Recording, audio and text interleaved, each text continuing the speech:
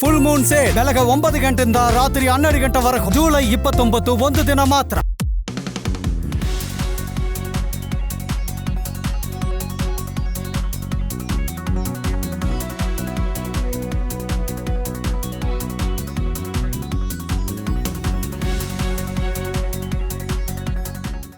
ನಮಸ್ಕಾರ, ಜಿ ಸಂವಾದಕ್ಕೆ ಸ್ವಾಗತ. ಕಡೆಗೂ ಕೇಂದ್ರ ಸರ್ಕಾರ ಸಿಜೆಪಿಯ ಹೋರಾಟಕ್ಕೆ ಮಣಿದಿದೆ ಅಂತಾನೆ ಹೇಳಬಹುದು. ಆದರೆ ಇದು ಕೇವಲ ಸಿಜೆಪಿ ಹೋರಾಟವಾಗಿ ಉಳಿದುಕೊಂಡಿರಲಿಲ್ಲ ಅನ್ನೋದು ಕೂಡ ಅಷ್ಟೇ ಸತ್ಯ. ಯಾಕಂದರೆ ಇದು ವಿದ್ಯಾರ್ಥಿಗಳ ಹೋರಾಟ, ವಿದ್ಯಾರ್ಥಿಗಳ ಭವಿಷ್ಯದ ಹೋರಾಟ. ವಿದ್ಯಾರ್ಥಿಗಳ ಭವಿಷ್ಯದ ದೃಷ್ಟಿಯಿಂದ ನಡೆದಂಥ ಹೋರಾಟಕ್ಕೆ ರಾಜಕೀಯ ಪಕ್ಷಗಳು ಕೂಡ ಜೊತೆಯಾಗಿ ನಿಂತುಕೊಂಡಿದ್ದವು. ಫಲಶ್ರುತಿ ಧರ್ಮೇಂದ್ರ ಪ್ರಧಾನ್ ರಾಜೀನಾಮೆ ಆಗಿದೆ. ಇದರ ಜೊತೆಗೆ ಪ್ರಧಾನಿ ನರೇಂದ್ರ ಮೋದಿ ದೇಶದ ಜನತೆಯನ್ನು, ವಿದ್ಯಾರ್ಥಿಗಳನ್ನು ಉದ್ದೇಶಿಸಿ ಹಲವು ವಿಚಾರಗಳನ್ನು ಈಗಾಗಲೇ ಉಲ್ಲೇಖ ಮಾಡಿದ್ದಾರೆ. ಫಾಸ್ಟ್ ಟ್ರ್ಯಾಕ್ ಕೋರ್ಟ್ಗಳಿರಬಹುದು ಅಥವಾ ಕಠಿಣ ಶಿಕ್ಷೆ ಮತ್ತು ದಂಡದ ವಿಚಾರ ಇರಬಹುದು. ಹಾಗಾದ್ರೆ ಇನ್ನಾದರೂ ಈ ಅಕ್ರಮಗಳ ನಿಳಿತ ಅನ್ನೋದೇ ಸದ್ಯದ ಪ್ರಶ್ನೆಯಾಗಿರುವಂಥದ್ದು. ಸಿಜೆಪಿಯ ಹೋರಾಟದಲ್ಲಿ ಹಲವಾರು ಷರತ್ತುಗಳು ಕೂಡ ಇತ್ತು. ಅದರಲ್ಲಿ ಪ್ರಮುಖವಾಗಿ ಧರ್ಮೇಂದ್ರ ಪ್ರಧಾನ್ ರಾಜೀನಾಮೆಯೇ ಆಗಿರುವುದರಿಂದಾಗಿ ಹೋರಾಟ ಇಲ್ಲಿಗೆ ನಿಂತ್ಕೊಳ್ಳುತ್ತಾ, ಹೊಸ ಆಯಾಮವನ್ನು ಪಡ್ಕೊಳ್ಳುತ್ತಾ, ಈ ಎಲ್ಲ ಆಯಾಮದಲ್ಲಿ ಇವತ್ತು ಜಿ ಸಂವಾದದಲ್ಲಿ ಚರ್ಚೆ ಮಾಡ್ತಾ ಹೋಗೋಣ. ನಾನು ದಿವ್ಯಶ್ರೀ.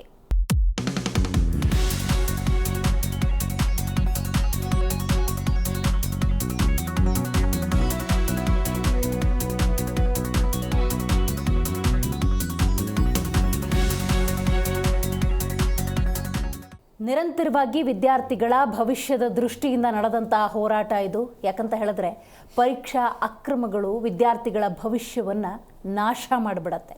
ಆ ನಿಟ್ಟಿನಲ್ಲಿ ಸಿಜೆಪಿ ತೆಗೆದುಕೊಂಡಂಥ ಸ್ಟ್ಯಾಂಡ್ಗೆ ಒಂದು ಹಂತದ ಜಯ ಸಿಕ್ಕಿದೆ. ಸಂಪೂರ್ಣವಾಗಿ ಜಯ ಸಿಕ್ಕಿದೆ ಅಂತ ಹೇಳೋದಿಲ್ಲ. ಯಾಕಂದರೆ ಇದು ಕೇವಲ ಸಿಜೆಪಿ ಹೋರಾಟ ಆಗಲಿಲ್ಲ. ಯೂತ್ಸ್ ಅಂದರೆ ಯುವ ಸಮೂಹವೇ ಅಲ್ಲಿತ್ತು. ನಿರಂತರವಾಗಿ ಹೋರಾಟವನ್ನು ಮಾಡಲಾಯಿತು. ಲಾಠಿ ಪ್ರಹಾರ ಕೂಡ ಆಯಿತು. ಅಂತಿಮವಾಗಿ ನಮ್ಮ ಪಟ್ಟಣ ನಾವು ಯಾವುದೇ ಕಾರಣಕ್ಕೂ ಸಡಿಲಿಸೋದಿಲ್ಲ ಅಂತ ಹೇಳಿದಂತಹ ಸಿಜೆಪಿ ಈಗ ಧರ್ಮೇಂದ್ರ ಪ್ರಧಾನ್ ರಾಜೀನಾಮೆಯನ್ನು ಪಡೆದುಕೊಳ್ಳುವಲ್ಲಿ ಯಶಸ್ವಿಯಾಗಿದೆ. ಕಾಕ್ರೋಚ್ ಹೋರಾಟಕ್ಕೆ ಮಣಿದಿದೆ ಕೇಂದ್ರ ಸರ್ಕಾರ. ರಾತ್ರೋರಾತ್ರಿ ಪ್ರಧಾನಿ ನರೇಂದ್ರ ಮೋದಿ ಸೆಲ್ಫಿ ವಿಡಿಯೋ ಮಾಡ್ತಾರೆ ಅನ್ನೋದಾದರೆ, ಇಮ್ಮಿಡಿಯೇಟ್ ಆಗಿ ದಂಡ ಶಿಕ್ಷೆಯ ವಿಚಾರಗಳನ್ನು ಪ್ರಸ್ತಾಪ ಮಾಡ್ತಾರೆ ಅನ್ನೋದಾದರೆ, 20-25 ದಿವಸ ಕಾಣದೇ ಇರೋದು ಆಗೇನು ಕಂಡುಬಿಡ್ತು ಅನ್ನುವಂಥ ಆಯಾಮದಲ್ಲೂ ಕೂಡ ನಾವು ನೋಡಬೇಕಾಗತ್ತೆ. ಯಾಕಂತ ಹೇಳಿದ್ರೆ ಹೋರಾಟ ಪಾಡಿಗಾಗಲಿ ಬಿಡಿ ಅನ್ನುವಂಥ ಧೋರಣೆ ಹಾಗಾದರೆ ಕೇಂದ್ರ ಸರ್ಕಾರ ಕಿತ್ತ ಅಂತ ನಾವು ನೋಡಬೇಕಾಗತ್ತೆ. ಆದರೆ ವಿಶೇಷವಾಗಿ ಒಂದಂತೂ ನಾವು ಅರ್ಥ ಮಾಡ್ಕೋಬೇಕು, ಈ ಸಲ ಕೇಂದ್ರ ಸರ್ಕಾರ ಎದುರು ಹಾಕ್ಕೊಂಡಿದ್ದು ಯಾರೋ ಸಾಮಾನ್ಯರನ್ನಲ್ಲ, ಕೂಲಿ ಕಾರ್ಮಿಕರನ್ನಲ್ಲ, ಆದರೆ ವಿದ್ಯಾರ್ಥಿ ಸಮೂಹವನ್ನು ಎದುರು ಹಾಕ್ಕೊಂಡಿದ್ದು. ಹಾಗಾಗಿ ವಿದ್ಯಾರ್ಥಿ ಅಂದರೆ ಕೇವಲ ವಿದ್ಯಾರ್ಥಿಯ ಕಾಣಲ್ಲ, ಅದು ದೇಶದ ಶಕ್ತಿ. ಇದನ್ನು BJPಯವರೇ ಹಲವು ಸಲ ಹೇಳಿದ್ದಾರೆ. ಅಂತಹ BJP ಶಕ್ತಿ ಅಂತ ಹೇಳಿದ ಶಕ್ತಿಯೇ ತಿರುಗಿ ನಿಂತುಕೊಂಡಾಗ ನೋಡಿ ರಾಜೀನಾಮೆ ಅನ್ನೋದಾಗಿದೆ. ಸಿಜೆಪಿ ಹಾಗೂ ಕಾಂಗ್ರೆಸ್ನ ಹೋರಾಟಕ್ಕೆ ಬಹಳ ದೊಡ್ಡ ಯಾಕಂದರೆ ರಾಹುಲ್ ಗಾಂಧಿ ಕೂಡ ಅಥವಾ ಕಾಂಗ್ರೆಸ್ನವರು ಕೂಡ ಈ ಹೋರಾಟದ ಜೊತೆ ನಿಂತ್ಕೊಂಡ್ರು. ತಮ್ಮದೇ ಆದಂತಹ ಪ್ರಯತ್ನವನ್ನು ಕೂಡ ಮಾಡಿದರು. ಆ ಹೋರಾಟದಲ್ಲಿ ರಕ್ತ ಸುರಿಸುವಂತಹ ಘಟನೆಗಳು ಕೂಡ ನರಕ್ತು. ಇದೆಲ್ಲದರ ನಡುವೆ ನೀವು ಗಮನಿಸ್ತಾ ಇದ್ದೀರಿ, ಅಂತಿಮವಾಗಿ ಧರ್ಮೇಂದ್ರ ಪ್ರಧಾನ್ ರಾಜೀನಾಮೆಯನ್ನು ಕೊಟ್ಟಿದ್ದಾರೆ. ರೈಟ್. ಈಗ ರಾಹುಲ್ ಗಾಂಧಿ ಸೇರಿದಂತೆ ಹಲವರು ಇದೇ ವಿಚಾರಕ್ಕೆ ಸಂಬಂಧಪಟ್ಟಂತೆ ಮಾತಾಡಿದ್ದಾರೆ. JP ನಡ್ಡಾ, ಜಿತೇಂದ್ರ ಅವರು ಸುದ್ದಿಗೋಷ್ಠಿಯನ್ನು ನಡೆಸಿದ್ದಾರೆ. ಬನ್ನಿ ಆ ಡೀಟೇಲ್ಸ್ ಏನಿದೆ ನೋಡ್ಕೊಂಡ್ಬರೋಣ. Education Minister Dharmendra Pradhan's resignation is a huge step in rebuilding our education system. It's a symbolic step because he was a symbol, but it is still a big step. And I want to congratulate every single student, every single youngster who came out on the streets and fought for democracy, fought for the future of this country, and defended the Constitution. I'm proud of you. Well done. It's also a signal to other parts of society, farmers, laborers, poor people, anybody who this regime is attacking and oppressing. There is wisdom and courage in standing up. Daro mat. Let's get rid of this regime that is attacking India, destroying our constitution, capturing all our institutions. Let me remind the government, there is still 2 demands outstanding. The first one, and most important one, anybody who has raised a finger on our students, beaten them, shot at them, has to be held accountable.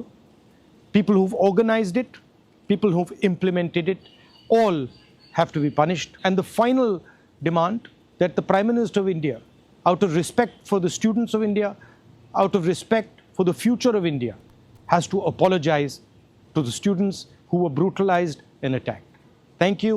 Jai Hind. in the life of our nation. Because it is the youth of our country, the students of our country have started to take their country back in their own hands. They have proved that if you stand up for something that is right, every right-thinking Indian, everyone who believes in the Constitution, everyone who respects the fight for our freedom will stand by you.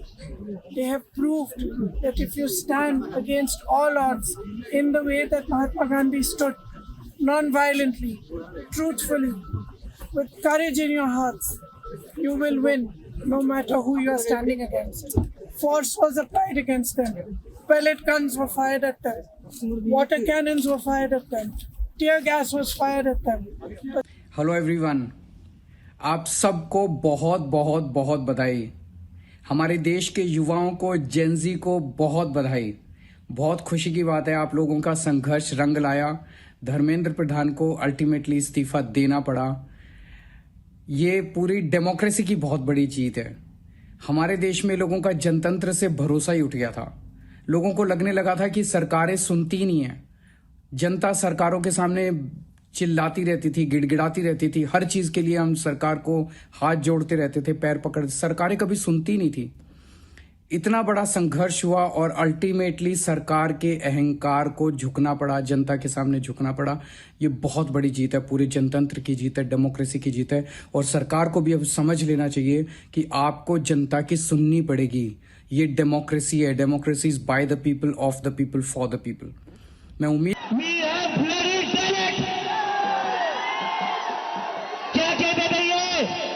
क्या कहते थे इस सरकार में इस्तीफे नहीं होते। क्या कहते थे इस सरकार में इस्तीफे नहीं होते। हम कहना चाहते झुकती है दुनिया, झुकाने वाला चाहिए। धर्मेंद्र प्रधान का इस्तीफा तो हो गया है,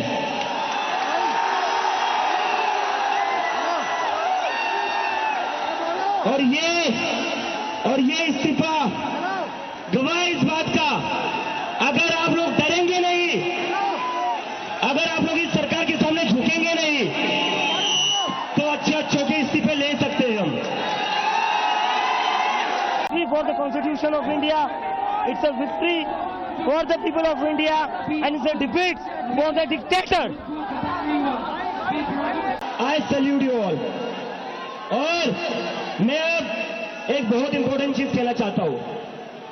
आज धर्मेंद्र प्रधान का इस्तीफा हुआ है, इसके लिए मुझे हीरो मत बनाना। ये गलती मत करना, ये गलती मत करना। मुझे धर्मेंद्र प्रधान के इस्तीफे की वजह से हीरो मत बनाना। एक इंसान को हीरो बनाने की वजह से ही देश का कबाड़ा हुआ है। एक इंसान को अपने संविधान से बड़ा बना दिया, सारे इंस्टीट्यूशन से बड़ा बना दिया। धर्मेंद्र प्रधान जी का इस्तीफा, जो भी लीगल केसेस प्रोटेस्टर्स पे, ऑर्गेनाइजर्स पे फाइल किए गए हैं, उन एफआईआर को, उन केसेस को विड्रॉ किया जाए और कोई भी फ्यूचर केसेस प्रोटेस्टर्स या ऑर्गेनाइजर्स के साथ के अगेंस्ट ना लिए जाए। और तीसरी डिमांड हमारी थी 1 करोड़ का कॉम्पनसेशन उन परिवारों के लिए जिन्होंने नीट का पेपर लीक होने के बाद अपनों को खो दिया।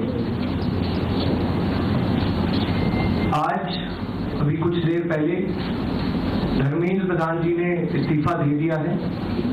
इसका मतलब हमारी पहली मांग, जो इस पूरे प्रोटेस्ट की पहले दिन से मांग थी, 6 जून को जब हम पहली बार जंतर मंतर आए थे, तो धर्मेंद्र प्रधान जी ने इस्तीफा दे दिया है। इसका मतलब है कि हमारी पहली मांग जो है मान ली गई है। सारे एफआईआर जो सारे प्रोटेस्टर्स के खिलाफ फाइल किए गए हैं अभी तक, सिर्फ दिल्ली में नहीं लेकिन सारे बीजेपी रूल्ड और बीजेपी एलाइड स्टेट्स में, वो एफआईआर विड्रॉ हो जाए, ये भी हमारी सेकंड मांग थी। सरकार ने वो मांग को भी मान लिया है। साथ साथ ये जो विड्रॉल है वो शॉर्टली हो जाएगा। जो एफआईआर फाइल हो चुके हैं, जितना हमें लास्ट इंफॉर्मेशन के मुताबिक 15 से 20 एफआईआर दिल्ली में फाइल हुए हैं, वो सारे एफआईआर की कॉपी सरकार ने अश्योर किया है कि शॉर्टली हमारे साथ शेयर करेंगे। एंड जो कॉपीज है वो 3 से 4 दिन के अंदर इन एनी केस हमें मिल जाएगी। एजुकेशन में चल रहे केसेस के बारे में 4 फाइल्स किए थे और उसके साथ साथ जो बाकी 2 डिमांड्स थी, रिटेलिटरी मेजर्स न लिए जाए, कंपनसेशन दिया जाए और इनके 5 पॉइंट चार्टर को कंसिडर किया जाए। उस पर डिटेल में चर्चा होने के पश्चात सबसे पहली बात तो ये है कि जो इनफैक्ट 4 पॉइंट्स था उसका लबोलबाब ये था कि कोई भी एक्शन FIR न हो और अगर है तो वो विड्रॉ हो, वो चाहे दिल्ली पुलिस के द्वारा हुआ हो, चाहे वो बीजेपी रूल स्टेट्स में कहीं हुआ हो, तो वो FIR की कॉपी भी इसको हम देंगे और उसको विड्रॉ करने की बात कोई भी एक्शन नहीं होगा। इस बात को सरकार ने स्वीकारा है। ಈ ಬಗ್ಗೆ ಮಾತಾಡಲಿಕ್ಕೆ ಮೊದಲನೇದಾಗಿ ನಮ್ಮ ಕಾರ್ಯಕ್ರಮದಲ್ಲಿ ಬಿಜೆಪಿ ವಕ್ತಾರರಾಗಿರುವಂತಹ ಆತ್ಮಾನಂದ್ ಅವರಿದ್ದಾರೆ, ನಮಸ್ಕಾರ. ರಾಜಕೀಯ ವಿಶ್ಲೇಷಕರು ಶಶಿಕಾಂತ್ ಹೆಡ್ಡಳ್ಳಿ ಅವರಿದ್ದಾರೆ, ನಮಸ್ಕಾರ. ಕಾಂಗ್ರೆಸ್ ವಕ್ತಾರರು ದರ್ಶನ್ ಅವರಿದ್ದಾರೆ, ನಮಸ್ಕಾರ. ಆತ್ಮಾನಂದ್ ಅವರೇ, ಪ್ರಧಾನಿ ನರೇಂದ್ರ ಮೋದಿ ಕ್ಷಮೆ ಯಾಚಿಸೋದು ಯಾವಾಗ? ಪ್ರಧಾನಮಂತ್ರಿ ಕ್ಷಮೆ ಯಾಚಿಸುವಂಥದ್ದು ಅವಶ್ಯಕತೆ ಏನಾಗಿಲ್ಲ. ಇವತ್ತು ಈ ಹೋರಾಟ ಏನಿದೆ, ನಾನು ನಿಜವಾಗ್ಲೂ ಪ್ರಧಾನಮಂತ್ರಿಗಳು ಎಲ್ಲವನ್ನು ಗಮನಿಸುವಂಥ ನಾಯಕ, ದಕ್ಷ ನಾಯಕ ಸಿಕ್ಕಿದ್ದಾನೆ ಅನ್ನೋದಕ್ಕೆ ಇದು ಉದಾಹರಣೆ. ಇವತ್ತು ಏನು ಯಾವುದೋ ಒಂದು ಪಕ್ಷದ CJA ಕಾಕ್ರೋಚ್ ಪಕ್ಷದ ಹೋರಾಟದಿಂದ ಆಯಿತು ಅನ್ನುವಂಥದ್ದಲ್ಲ ಇದು. ಈ ದೇಶದ ಯುವಕರು ಏನು ನರೇಂದ್ರ ಮೋದಿಯವರನ್ನು ಇಷ್ಟಪಟ್ಟು, ಯುವಕ ಜನಾಂಗ ಹೆಚ್ಚು ಯುವಕರು ಈ ಮೋದಿಯವರನ್ನು ಇಷ್ಟಪಟ್ಟು ಅವರಿಗೆ ಬೆಂಬಲವನ್ನು ಕೊಟ್ಟಿದ್ರು.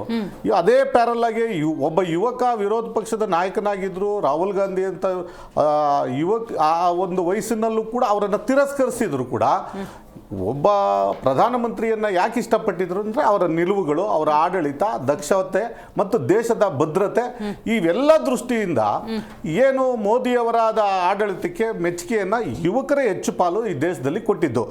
ಅದಕ್ಕೆ ಇವತ್ತು ಏನಾಗಿದ್ದಂಥ ನೀಟ್ ಒಂದು ಪತ್ರಿಕೆ ಸೋರಿಕೆಯಲ್ಲಿ ಏನು 20 ಜನ ಯುವಕರು ಒಂದು ಆತ್ಮಹತ್ಯೆಯನ್ನು ಮಾಡ್ಕೊಂಡ್ರು, ಅದು ಇದು ಒಂದು ಅದು ದೊಡ್ಡ ನಮಗೂ ಕೂಡ ಒಂದು ಎಲ್ಲೋ ಒಂದು ಕಡೆ ಆ ಜೀವಗಳಿಗೆ ಬೆಲೆ ಕೊಡಬೇಕಾದಂಥ ಒಂದು ಅನಿವಾರ್ಯತೆ ಇದ್ದೇ ಇತ್ತು. ಅದಕ್ಕೆ ತಕ್ಕನಾದಂಥ 13 ಜನರನ್ನು ಏನೋ ನೀಟ್ ಪತ್ರಿಕೆ ಸೋರಿಕೆ ಆದದ್ದನ್ನು ಇದುವರೆಗೂ ದೇಶದಲ್ಲಿ ಪತ್ರಿಕೆ ಯಾವುದೇ ಸೋರಿಕೆ ಆದರೂ ಕೂಡ ಅವ್ರನ್ನ ಬಂಧಿಸುವಂಥದ್ದು ನೀವು ತೆಗೆದು ನೋಡಿ, ಯಾವುದೂ ಆಗಿಲ್ಲ. ಅವ್ರಿಗೆ ಬಂಧಿಸುವಂಥದ್ದಾಯಿತು, CIB ತನಿಖೆ ಆಯಿತು, ಇವತ್ತು ಶಿಕ್ಷೆನೂ ಕೂಡ ಏನು ಫಾಸ್ಟ್ ಟ್ರ್ಯಾಕಿನಲ್ಲಿ ನ್ಯಾಯಾಂಗ ತ್ವರಿತವಾಗಿ ಅವರಿಗೆ ಶಿಕ್ಷೆನೂ ಕೂಡ ನಾವು ಆಗಿದೆ. ಅದಕ್ಕೆ ಏನು ಜಂಜಿ ಅವರ ಹೋರಾಟ ಇದೆಯಲ್ಲ, ಆ ಹೋರಾಟಕ್ಕೆ ನಾವು ನೈತಿಕ ಹೊಣೆಯನ್ನು ಹೊತ್ತು ಇವತ್ತು ನಾವು ಸ್ವತಃ ನಾವು ಗೆದ್ದಿದ್ದೀವಿ ಅನ್ನುವಂಥದ್ದು. ಯಾರಿಗೋ ಮಣದಿಯಲ್ಲ ಇದು, ಯಾರಿಗೋ ಮಣದಿಯಲ್ಲ. ನಿಜವಾಗ್ಲೂ ಏನು ಆ ಜಂಜಿಗಳ ಹೋರಾಟಕ್ಕೆ ನಾವು ಬೆಲೆ ಕೊಡಬೇಕಾಗಿತ್ತಲ್ಲ, ಹೌದು ಆಗಿದೆ. ಅದರಲ್ಲಿ ಸ್ವಲ್ಪ ತಡವಾಗಿದ್ದ ಬಿಟ್ಟರೆ, ಆದರೆ ಕೆಲವೊಂದು ದಿನಗಳಿಂದ ಈ ಹೋರಾಟ ಆಯ್ತಲ್ಲ, ಈ ಹೋರಾಟಕ್ಕೆ ಏನೇನು ರೂಪಗಳು ಬಂತು, ಯಾರ್ಯಾರು ಏನೇನು ಮಾಡಿದ್ರು, ಯಾರ್ಯಾರು ಬೇಳೆ ಬೇಯಿಸ್ಕೊಳಕ್ಕೆ ಬಂದರು. ಇವತ್ತು ಜಂತರ್ ಮಂತರ್ಗೆ ಹೋಗಿ ಹೋರಾಟ ಮಾಡಬೇಕಾದವರೆಲ್ಲ ನರೇಂದ್ರ ಮೋದಿ ಮುಂದೆ ಹೋರಾಟ ಕೇಳಿದ್ರು. ಅವ್ರಿಗೆ ಜಂತರ್ ಮಂತರ್ ಕಾಣಲಿಲ್ವಾ? ರಾಹುಲ್ ಗಾಂಧಿ ಅವ್ರಿಗೆ ಜಂತರ್ ಮಂತರ್ ಕಾಣಲಿಲ್ವಾ? ಪ್ರಿಯಾಂಕಾ ವಾದ್ರಾ ಅವ್ರಿಗೆ ಜಂತರ್ ಮಂತರ್ ಕಾಣಲಿಲ್ವಾ? 2 ತಿಂಗಳಿಂದ ಹೋರಾಟ ನಡೀತಾ ಇತ್ತಲ್ಲ, 1 ತಿಂಗಳಿಂದ ಅಲ್ಲಿಗೆಲ್ಗೂ ಹೋಗದೆ ಇದ್ದವರು ಇವತ್ತು ಪಾರ್ಲಿಮೆಂಟ್ ಸೆಷನ್ಸ್ ಪ್ರಾರಂಭ ಆದ ದಿನದಿಂದ ನೇರವಾಗಿ ಪ್ರಧಾನಮಂತ್ರಿಗಳ ಮನೆ ಮುಂದೆ ಧರಣಿ ಮಾಡಕ್ಕೆ ಹೋಗ್ತಾರೆ. ಆ ಧರಣಿಯಲ್ಲಿ ಬೇರೆ ಬೇರೆ ವಿಚಾರಗಳನ್ನು ಕೈಗೆತ್ಕೊಳ್ತಾರೆ. ಈ ಸಂಬಂಧಪಟ್ಟಂತೆ ಇವತ್ತು ಏನು ಬೆಳವಣಿಗೆ ಆಗಿದೆ, ಇದು ಜಂಜಿಗಳ ಹೋರಾಟಕ್ಕೆ, ಆ ಯುವಕರ ಹೋರಾಟಕ್ಕೆ ಸಿಕ್ಕಂತದ್ದು ಕೇಂದ್ರ ಸರ್ಕಾರ ಬೆಲೆ ಅಂತ ನೀವು ಹೇಳ್ತೀರಾ? ಖಂಡಿತವಾಗ್ಲೂ ಇವತ್ತು ರಾಜೀನಾಮೆ ಕೊಡಬೇಕು ಅನ್ನುವಂಥ ಒಕ್ಕರಳಿಗೆ ಇವತ್ತು ಯುವಕರ ಒಂದು ಆಲೋಚನೆ, ಯುವಕರ ಇಷ್ಟು ನಿರಂತರವಾಗಿ ಹೋರಾಟ ಮಾಡಿದ್ದಕ್ಕೆ ಮತ್ತು ಆ 20 ಜನ ಸತ್ರಲ್ಲ ಆ ಕುಟುಂಬಗಳಿಗೆ ಒಂದು ಸಾಂತ್ವನ ಹೇಳಬೇಕಾಗಿತ್ತು. ನೈತಿಕತೆ ಅನ್ನೋದು ಯಾವಾಗ ಬರುತ್ತೆ ಗೊತ್ತಾ? ನೀವೇನೋ ಹೇಳೋ ರೀತಿ ನೋಡಿದ್ರೆ ಹೇಳಿದ್ರೆ ಬೆಳಗ್ಗೆ ಆತ್ಮಹತ್ಯೆ ಆಗಿದೆ, ಮಧ್ಯಾಹ್ನ ಧರ್ಮೇಂದ್ರ ಪ್ರಧಾನ್ ಅವರು ರಾಜೀನಾಮೆ ಕೊಟ್ಟಿದ್ದಾರೆ ಅನ್ನೋ ಅರ್ಥದಲ್ಲಿ ಮೇಡಮ್ ನೋಡಿ ನೈತಿಕತೆ ಯಾವಾಗ ನೋಡಿ ಬರುತ್ತೆ ನೋಡಿ ಗೊತ್ತಾ? ಒಂದ್ ನಿಮಿಷ ನಾನು ಹೇಳ್ತೀನಿ, ನೀವು ಯಾವ ಟ್ರ್ಯಾಕ್ ಬರ್ತಾ ಇದ್ದೀರಿ ಇದ್ದಂತೆನೆ ಖಂಡಿತ ನೀವು ಯಾವ ಟ್ರ್ಯಾಕ್ ಬರ್ತಾ ಆಗ್ತಿದ್ದಂತೆನೆ. ಇದ್ದೀರಿ ನಾನು ಹೇಳ್ತೀನಿ. ಇವತ್ತು ನೋಡಿ, ಇವತ್ತು ಒಂದು ತಿಂಗಳಿಂದ ಹೋರಾಟ ಆಯ್ತಲ್ಲ, ಸುಮ್ಮನೆ ಕೂತಿರ್ಲಿಲ್ಲ. ಆ ತನಿಖೆ ಆಯ್ತು, ಅವರನ್ನ ಬಂಧಿಸುವಂತದ್ದಾಯ್ತು, CIB ತನಿಖೆ ಕೊಟ್ರು, ಆ 13 ಜನರನ್ನ ಕೂಡಲೇ ಬಂಧಿಸುವಂತ ಕೆಲಸ ಆಯ್ತು, ಫಾಸ್ಟ್ ಟ್ರ್ಯಾಕ್ ತಂದ್ರು, ಆ ಮಿನಿಸ್ಟ್ರಿ ಪೋರ್ಟ್ಫೋಲಿಯೋ ಏನ್ ಮಾಡ್ಬೇಕು ಅದೆಲ್ಲ ಕೆಲಸ ಮುಗ್ದಿದೆ. ಇವತ್ತು ಷರತ್ತನ್ನ ಹಾಕಿದ್ರು, ಇದೇ ಯುವಕರು ಇವತ್ತು ಪ್ರಜಾಪ್ರಭುತ್ವ ಗೆದ್ದಿದೆ. ನಮಗೆ ಯಾರು ಗೆಲುವಲ್ಲ, ಇದು ಪ್ರಜಾಪ್ರಭುತ್ವ ಗೆದ್ದಿದೆ ನಿಜವಾಗ್ಲೂ. ವಿಶೇಷ ಇದು, ಆದ್ರಿಂದ BJP ಪ್ರಜಾಪ್ರಭುತ್ವ ಗೆದ್ದಿದೆ ಅಂತ ಖಂಡಿತವಾಗ್ಲೂ ಹೇಳ್ತಾರೆ. ನಾವು ಸಂವಿಧಾನದ Okay, ಆಶಯದ ಸಮಯ ಆಯ್ತು. ನಡೆಯೋರು ರೀ, ನಾವು ಸಂವಿಧಾನದಕ್ಕೆ ಬೆಲೆ ಕೊಡುವಂತವ್ರು. Right, ಇವತ್ತು right, ರಾಜೀನಾಮೆ right, ಆತ್ಮನಿರ್ಭರ ಏನು ಸಮಯ ಹೇಳಿದಾರಲ್ಲ, ಆಯ್ತು. ಇದೀಗ ಆದ್ರಿಂದ ಆ ರಾಜೀನಾಮೆ ಸಿಕ್ಕಿ ಕೊಟ್ಟಿರೋದು ಕೂಡ ಆ ಯುವಕರ ಒಂದು ಬೇಡಿಕೆಯನ್ನ ನಾವು ಖಂಡಿತ ಫುಲ್ಫಿಲ್ ಮಾಡಿದೀವಿ. AP ವಕ್ತಾರರಾಗಿರುವಂಥ ಜಗದೀಶ್ ಚಂದ್ರ ಅವರಿದ್ದಾರೆ. ನಮಸ್ಕಾರ. ರೈಟ್, ನಿಮ್ಮ ಜೊತೆ ನಾನು ಮಾತಾಡ್ತೀನಿ. ದರ್ಶನ್ ಅವರೇ, ನೀವು ಹೇಳಿ, ಇದು CJP ಗೆಲುವ, ಕಾಂಗ್ರೆಸ್ ಗೆಲುವ? ಇದು ಭಾರತದ ಗೆಲುವು, ಭಾರತದ ಯುವಕರ ಗೆಲುವು, ಭಾರತದ ಭವಿಷ್ಯದ ಗೆಲುವು. ಈ ಗೆಲುವಿನ ಹಿಂದಿನ ಒಂದು ಸಂಚಿಕೆಗಳಿಗೆ ಹೋದರೆ ಏನು ಮಂಡ್ಯದಲ್ಲಿ ನಾನು ನೋಡ್ತಾ ಇದ್ದೆ, ಏನು ಹಿಟ್ಟು ತಾಂಬಿಟ್ಟು ಜಿರ್ಲೆ ಸಾಯಿಸ್ತೀವಿ ಅಂತ ಇಲ್ಲೆಲ್ಲ ಏನು ತೋರಿಸ್ತಾ ಇದ್ರು. ಅವರೇ ಮನೆಯಿಂದ ಜಿಲ್ಲೆಗಳೆಲ್ಲ ತುಂಬ ಇದ್ವೇನೋ ಇಟ್ಕೊಬಂದು ಹಿಟ್ಟು ಹೊಡಿತಾ ಇದ್ರು, ಮೆಟ್ಟಲು ಹಿಟ್ಟು ಹೊಡಿತಾ ಇದ್ರು, ಇದು ಜಿಲ್ಲೆ ಹೊಡಿತಾ ಇದ್ರು, ಪರ್ಕೆ ತಗೊಂಡು ಜಿಲ್ಲೆ ಹೊಡಿತಾ ಇದ್ರು. ಅವ್ರು ನೀವು ಮಂಡ್ಯದಲ್ಲಿ ಹೊಡಿತಾ ಇದ್ರಿ, ಸ್ವಾಗತ. ಆ ಹಿಟ್ ಅನ್ನೋದು ಹಿಟ್ ಬ್ಯಾಕ್ ಆದಾಗ ಇವತ್ತು ಕೇಂದ್ರ ಸರ್ಕಾರದ ಒಂದು ಹಿಟ್ ವಿಕೆಟ್ ಆಗಿರ್ತಕ್ಕಂಥದ್ದು ಇಡೀ ಭಾರತ ಮತ್ತು ವಿಶ್ವದ ಮುಂದೆ ನರೇಂದ್ರ ಮೋದಿಯವರ ಸರ್ಕಾರ. ಅವ್ರು ಅಂದ್ಕೊಂಡಿದ್ರು ನಮ್ಮನ್ನು ಯಾರು ಪ್ರಶ್ನೆ ಮಾಡುವಾಗಿಲ್ಲ. ಅನೇಕ ಬಾರಿ ನಾವು ಪ್ರಶ್ನೆ ಮಾಡಿದ್ವಿ, ಅನೇಕ ವಿಚಾರಗಳಲ್ಲೂ ನಾವು ಪ್ರಶ್ನೆ ಮಾಡ್ತಾನೆ ಬಂದಿದ್ದೀವಿ, ಹೋರಾಟಗಳನ್ನು ಮಾಡ್ತಾ ಇದ್ವಿ. ಆದರೆ ಆ ಕೇಳುವಂತಹ ಕಿವಿ ಇರಲಿಲ್ಲ, ನೋಡುವಂತಹ ಕಣ್ಣು ಇರಲಿಲ್ಲ, ಈ ದೇಶದ ನೋವನ್ನು ಅರಿಯುವಂತಹ ಹೃದಯವೂ ಇಲ್ಲದ ಕಾರಣ ನರೇಂದ್ರ ಮೋದಿಯವರು ತಾನು ನಡೆದದ್ದೇ ದಾರಿ ಅಂತ ಅವರ ಕನಸಿನ ಲೋಕದಲ್ಲಿ ಇದ್ರು. ಆದ್ರೆ ರೀಲ್ಸ್ ಪ್ರಧಾನಿಗೆ ಇವತ್ತು ರಿಯಲ್ ಹೀರೋಸು ತಾವೇನು ಅನ್ನುವಂಥದ್ದನ್ನ ತೋರಿಸಿ ಕೇಂದ್ರ ಸರ್ಕಾರ ಆ ವಿದ್ಯಾರ್ಥಿಗಳ ಮುಂದೆ ಮಂಡಿಯೂರುವಂತಹ ಕೆಲಸವನ್ನ ಮಾಡಿದೆ ಅನ್ನುವಂಥದ್ದನ್ನ ಹೇಳ್ತಾ, ಮೇಡಮ್ ಇವತ್ತು ಧರ್ಮೇಂದ್ರ ಪ್ರಧಾನ್ ಅವರ ರಾಜೀನಾಮೆ ನಮಗೆ ಪ್ರಧಾನವಾಗಿ ಕಾಣಿಸ್ತಾ ಇಲ್ಲ, ಪ್ರಧಾನಮಂತ್ರಿಯವರ ರಾಜೀನಾಮೆ ಯಾವಾಗ ಅನ್ನೋದನ್ನು ನಾವು ಕಾಯ್ತಾ ಇದ್ದೇವೆ. ಕಾರಣ ಒಂದು ದೇಶದ ರಕ್ಷಣೆಯ ವಿಚಾರವಾಗಿ ಏನು ಪುಲ್ವಾಮಾ ಅಥವಾ ಪೆಹಲ್ಗಾಮ್ ವಿಚಾರ, ಅಲ್ಲಿ ಹುತಾತ್ಮ ಯೋಧರ 6 ಜನರ ಒಂದು ಸಾವನ್ನು ವರ್ಷದ ತನಕ ಮುಚ್ಚಿಟ್ಟಿರ್ತಕ್ಕಂಥ ವಿಚಾರ ಆಗಿರ್ಬೋದು, ಎಥನಾಲ್ ವಿಚಾರದಲ್ಲಿ ಗಡ್ಕರಿಯವರು ಮಾಡಿರ್ತಕ್ಕಂಥ ಮಹಾನ್ ಮೋಸ ವಂಚನೆಯ ವಿಚಾರ ಆಗಿರ್ಬೋದು, ಕೃಷಿ ಕಾಯ್ದೆ ತಂದು 728 ಜನರನ್ನ ಕೊಂದಿರ್ತಕ್ಕಂತಹ ವಿಚಾರದಲ್ಲಿ ಕೃಷಿ ಸಚಿವರ ರಾಜೀನಾಮೆ ಆಗಿರ್ಬೋದು, ಎಫ್ಸ್ಟೈನ್ ಫೈಲಲ್ಲಿ ಸಿಕ್ಕಾಕೊಂಡಿರೋ ಪೆಟ್ರೋಲಿಯಂ ಸಚಿವನ ರಾಜೀನಾಮೆ ಆಗಿರ್ಬೋದು, ಹಾಗೆ ದೇಶದ ರಕ್ಷಣಾ ವಿಚಾರದಲ್ಲಿ ರಾಜನಾಥ್ ಸಿಂಗ್ ಅವರ ರಾಜೀನಾಮೆ ಇರ್ಬೋದು, ದೇಶದ ಆಂತರಿಕ ಸಂಘರ್ಷ ಉದಾಹರಣೆ ಮಣಿಪುರ ಹೊತ್ತಿ ಉರಿತಾ ಇದೆ ಇಂದಿಗೂ. ಇವತ್ತು ಆ ಮಕ್ಕಳ ಮೇಲೆ ಲಾಠಿ ಚಾರ್ಜ್ ಆಗಲಿಕ್ಕೆ ನೇರವಾದಂತಹ ಹೊಣೆಯನ್ನ ಹೊರಬೇಕಾದವರು ಗೃಹ ಸಚಿವರಾದ ಅಮಿತ್ ಶಾ ಇವರ ರಾಜೀನಾಮೆ ಆಗಿರ್ಬೋದು. ಇನ್ನು ಡಜನ್ ಗಟ್ಟಲೆ ಮಂತ್ರಿಗಳು, ಅದಕ್ಕೂ ಮುಖ್ಯವಾಗಿ ಪ್ರಧಾನಮಂತ್ರಿಗಳ ರಾಜೀನಾಮೆ ಯಾವಾಗ ಕೊಡುತ್ತಾರೆ ಅಂತ ಇಡೀ ಭಾರತವೇ ಕಾದು ನೋಡ್ತಾ ಇದೆ. ಆದರೆ ದುರ್ದೈವ ಇವತ್ತು ಸೆಷನ್ನ ಕರೆದ್ರು, ವಿರೋಧ ಪಕ್ಷದ ಎಲ್ಲ ಸದಸ್ಯರು ಹೋಗಿ ಒಂದು ಸಂಸತ್ನ ಆವರಣದಲ್ಲಿ ಅವರು ಪ್ರತಿಭಟನೆ ಮಾಡ್ತಾ ಇದ್ರು. ಆದರೆ ಕಳೆದ ಒಂದು ವಾರದಿಂದ ನರೇಂದ್ರ ಮೋದಿ ಅವರು ತಮ್ಮ ಗೃಹ ಕಚೇರಿಗೆ ಹೋಗಿ ಒಳಗೆ ಕೂತವರು ರಾತ್ರಿ 12 ಗಂಟೆಗೆ ಬಂದು ಆ ಸೆಲ್ಫಿಯನ್ನು ಇಟ್ಕೊಂಡು ಮಿತ್ರೋ ಮೈ ಡಿಯರ್ ಫ್ರೆಂಡ್ಸ್ ಅಂತ ಇದ್ರು. See what about our friends, they shown the reality to our honourable prime minister. Yes, ಇವತ್ತು ಯುವ ಶಕ್ತಿ ಎದ್ರೆ ದೇಶವನ್ನ ಯಾವ ರೀತಿ, ದೇಶದ ಆಳುವ ಸರ್ಕಾರ ಅದೆಷ್ಟು ಜಟಿಲವಾಗಿದ್ರು ಅದನ್ನು ಯಾವ ರೀತಿ ನಿಧಾನವಾಗಿ ಬಿಡಿಸಬಹುದು ಅನ್ನುವಂಥದ್ದು ನಮ್ಮ ಯುವ ಶಕ್ತಿ ತೋರಿಸ್ಕೊಟ್ಟಿದ್ದಾರೆ. ಈ ಒಂದು ಗೆಲುವನ್ನ ಬಹಳ ಮುಖ್ಯವಾಗಿ ಏನೇನು ಪಟ್ಟಗಳನ್ನ ಅವರಿಗೆಲ್ಲ ಕಟ್ಟಿದ್ರು ಅನ್ನುವಂಥದ್ದು ನಾನು ಹೇಳ್ತೀನಿ, ಸಮಯ ನನಗೆ ಗೊತ್ತಿದೆ. ನಿಜವಾಗ್ಲೂ ಇದೊಂದು ಭಾರತದ ಯುವ ಭಾರತದ ನವ ಭಾರತದ ಭವಿಷ್ಯತ್ ಭಾರತದ ವಿದ್ಯಾರ್ಥಿಗಳ ಭವಿಷ್ಯದ ಬಗ್ಗೆ ನೀವು ಇಷ್ಟೊಂದು ಹೇಳ್ತಾ ಇರೋದ್ರಿಂದಾಗಿ ರಾಜ್ಯದ KPSC ವಿಷಯದಲ್ಲೂ ಕೂಡ ನಿಮಗೆ ಅದೇ ಬದ್ಧತೆ ಇರಬೇಕಂತ ನಾನು ಮಾತಾಡ್ತೀನಿ ಮೇಡಮ್. ರೈಟ್, ಜಗದೀಶ್ ಚಂದ್ರ ಅವರು ನೀವು ಹೇಳಬೇಕು, ಹೋರಾಟ ಇನ್ನೂ ನಿಂತಿಲ್ಲ. ಖಂಡಿತವಾಗ್ಲೂ ಮೇಡಮ್, ಖಂಡಿತವಾಗ್ಲೂ ಮೇಡಮ್. ಇದೇನು ಅಂತಂದ್ರೆ ಇವತ್ತು ಪ್ರಜೆಗಳೇ ಪ್ರಭುಗಳು ಅನ್ನೋದು ಮತ್ತೊಮ್ಮೆ ಸಾಬೀತಾಯ್ತು ಸುಮಾರು ವರ್ಷಗಳ ನಂತರ. ಹೌದು, ಖಂಡಿತವಾಗ್ಲೂ. ಇದು ಯಾಕೆ ಈ ಮಾತು ಹೇಳ್ತಾ ಇದ್ದೀನಿ ಅಂತಂದ್ರೆ, ನೀವು ಕಳೆದ 15 ವರ್ಷ 20 ವರ್ಷ ತಗೊಳ್ಳಿ, ಸಾಕಷ್ಟು ಪೇಪರ್ಗಳು ಲೀಕೇಜ್ ಆಗಿದೆ, ಸಾಕಷ್ಟು. ಅದು ರಾಜ್ಯ ಮಟ್ಟದಲ್ಲಿ ಇರ್ಬೋದು ಅಥವಾ ಕೇಂದ್ರ ಮಟ್ಟದಲ್ಲಿ ಇರ್ಬೋದು. ಇವಾಗ ಇದೇ 2024ರಲ್ಲೂ ಇದೇ ನೀಟ್ ಎಕ್ಸಾಮ್ ಪೇಪರ್ ಲೀಕೇಜ್ ಆಯ್ತು. ಆದ್ರೆ CBI ತನಿಖೆ ಅಂತ ಹೇಳ್ತಿದ್ದಾರೆ.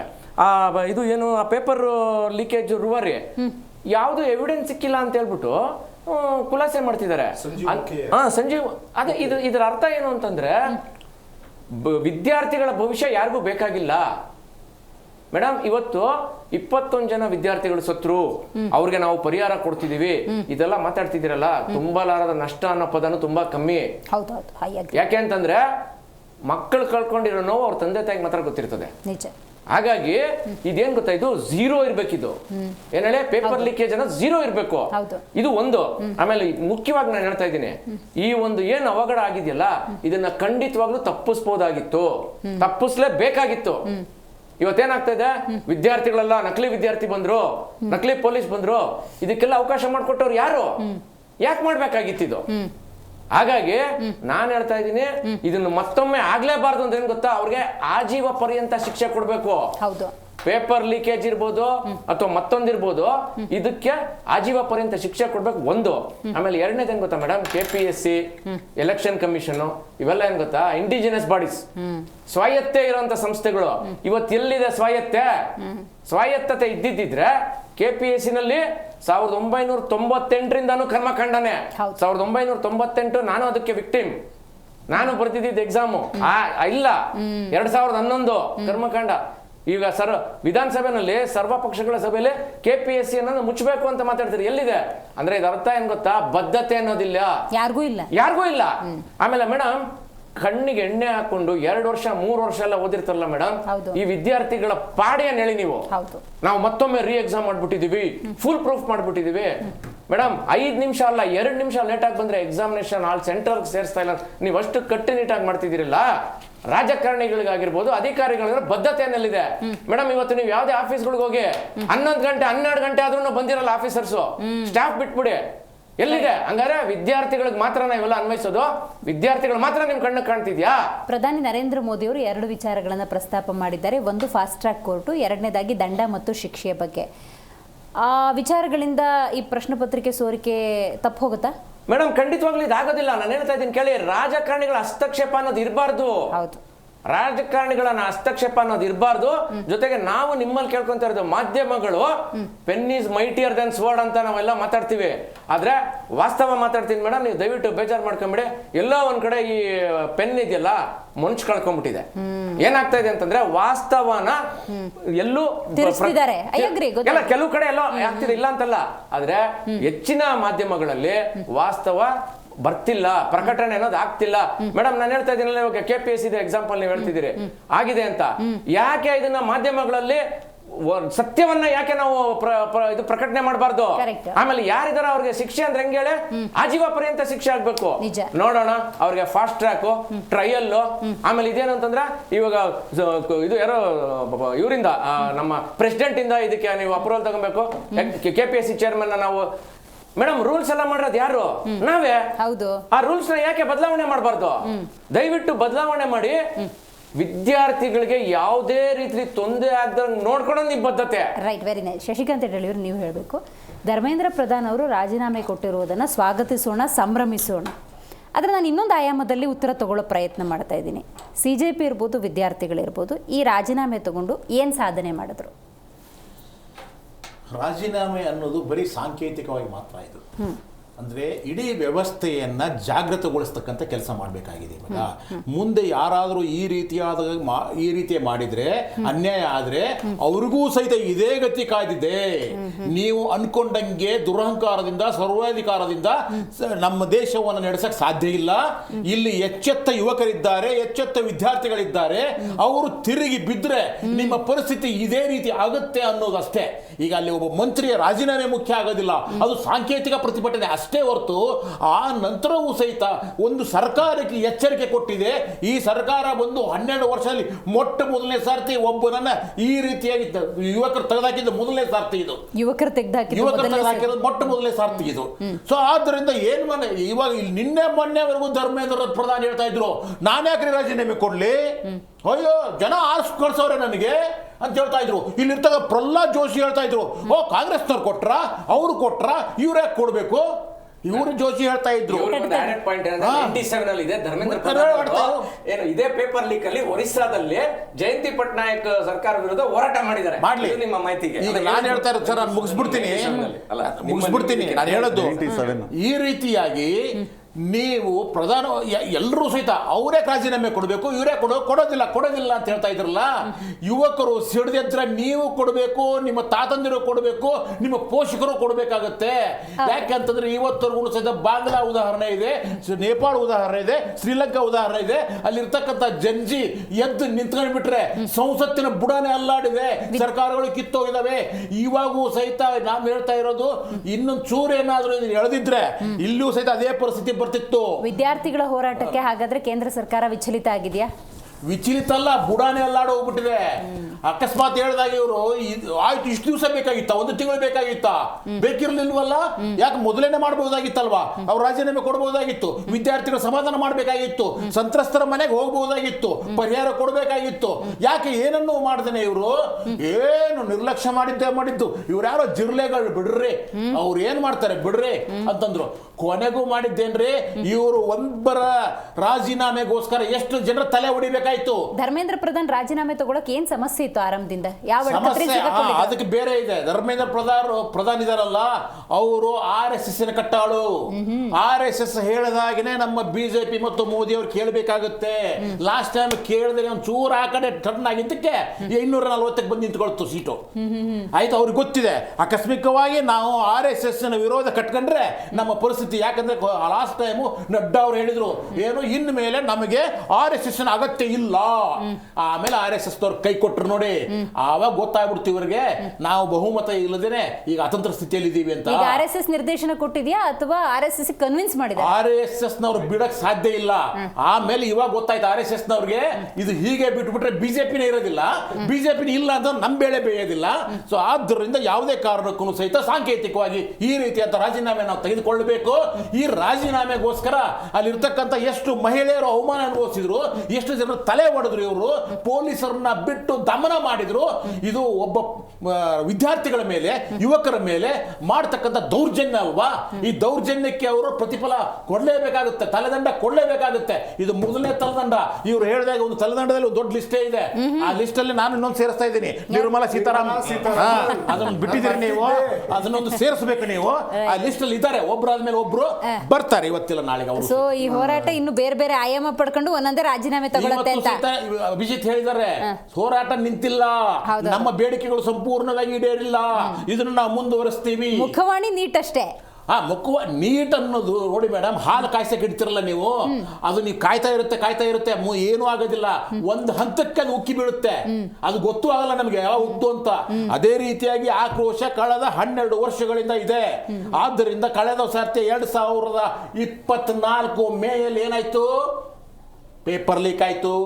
ಇದೇ ಸಂಸತ್ತಿನಲ್ಲಿ ಮೋದಿ ಅವರು ಅಬ್ಬರಿಸಿದ್ರು, ನಾವು ಹೊಸ ಕಾನೂನು ತಂದ್ಬಿಟ್ಟಿದ್ದೀವಿ, ಇವರೆಲ್ಲರೂ ಶಿಕ್ಷೆ ಕೊಟ್ಬಿಡ್ತೀವಿ ಅಂತ.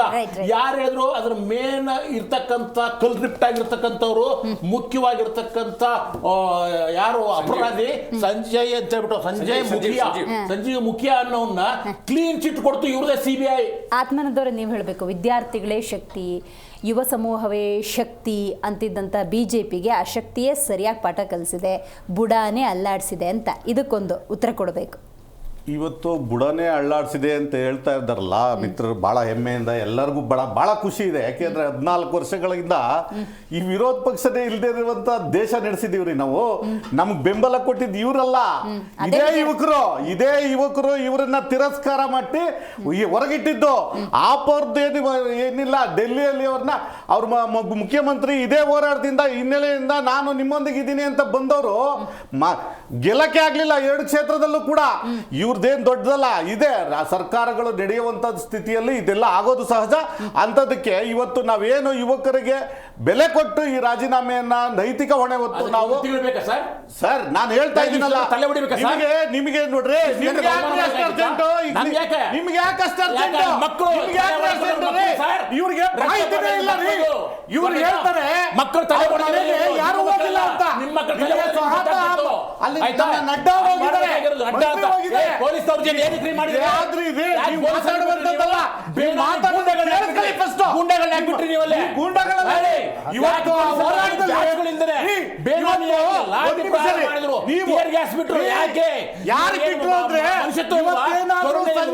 ಇದಕ್ಕೋಸ್ಕರ ಇವತ್ತು ರಾಜೀನಾಮೆ ಕೊಡೋಲ್ಲ, ಮುಂಚೆನೆ ಕೊಟ್ಟಿದ್ರೆ ಆಗ್ತೈತಲ್ವಾ? ಅಷ್ಟು ಜನರ ತಲೆ ಉಳಿತಿತ್ತಲ್ವಾ? ಇವರು ಮಾಡಿದ್ದು ನಿಜಕ್ಕೂ ಸಹಿತ ಜನದ್ರೋಹ, ವಿದ್ರೋಹ ಅಲ್ಲ. ಆದ್ರಿಂದ ಯಾಕೆ ದೌರ್ಜನ್ಯ ಮಾಡಿ ಪೊಲೀಸ್ ಕೆಲಸ ಕೂಡ ಆಗ್ತಿತ್ತು. ಯಾರು ಇಲ್ಲ, ನೀಟ್ ಒಂದು ಎಕ್ಸಾಂಪಲ್. ಮುಖವಾಣಿ ಇನ್ನು ಒಂದೊಂದೇ ರಾಜೀನಾಮೆ ತಗೋತಾರೆ. ಅಲ್ಲಲ್ಲ, ರಾಜೀನಾಮೆ ತಗೊಳ್ಳೋದಕ್ಕೆ ಹೋರಾಟ ಮಾಡ್ಬೋದು, ವಿರೋಧ ಪಕ್ಷವಾಗಿ ಇರೋದಕ್ಕೆ ಅವ್ರು ಅದೇ ಕೆಲಸ ಮಾಡಬೇಕು. ನಾವು ನಿಜವಾಗ್ಲೂ ಅದ್ರಲ್ಲೇನಾದ್ರೂ ತಪ್ಪಿದ್ರೆ ಇದೇ ಕೆಲಸವನ್ನ ನಾವು ಮಾಡೇ ಮಾಡ್ತೀವಿ. ಯಾವುದು ತಪ್ಪು ಬಂದ್ರೆ ಈ ದೇಶದ ಜನತೆಗೆ, ಸಂವಿಧಾನಕ್ಕೆ ಬೆಲೆ ಕೊಟ್ಟು ನಾವು ಅದರಂತೆ ನಡ್ಕೊಳ್ಳುವಂತ ಸರ್ಕಾರ ಇವರಂಗೆ ಪರಿಸ್ಥಿತಿ ಇವತ್ತು ಆ ಹೋರಾಟಕ್ಕೆ ಅಲ್ಲಲ್ಲ, ಕಾಂಗ್ರೆಸ್ ಏನ್ ಮೈಲೇಜ್ ತಗೋತಿಲ್ಲ ತಾನೇ ಇಲ್ಲಿ? ಹೇಳಕ್ಕಾಗುತ್ತಾ ನಾವೇ ಹೋರಾಟ ಮಾಡಿದ್ವಿ? ರಾಹುಲ್ ಗಾಂಧಿ ಅವರು ಮಾತಾಡಿದ್ದಾರೆ, ಪ್ರಿಯಾಂಕಾ ಗಾಂಧಿ ಮಾತಾಡಿದ್ದಾರೆ.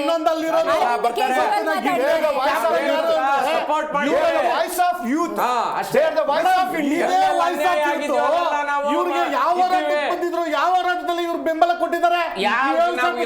ಇವತ್ತು ಅಲ್ಲಿ ದೆಹಲಿಯಲ್ಲಿ ಅನ್ಯಾಯ ಆಗಿದೋ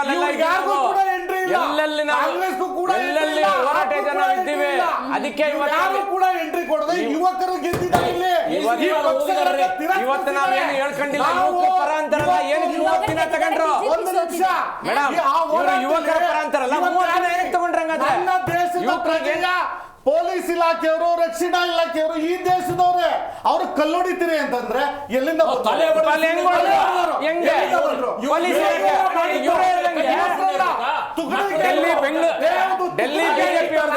ಆ ತುಕಡಿ ಗ್ಯಾಂಗ್ಗಳು ನಿಮ್ಮ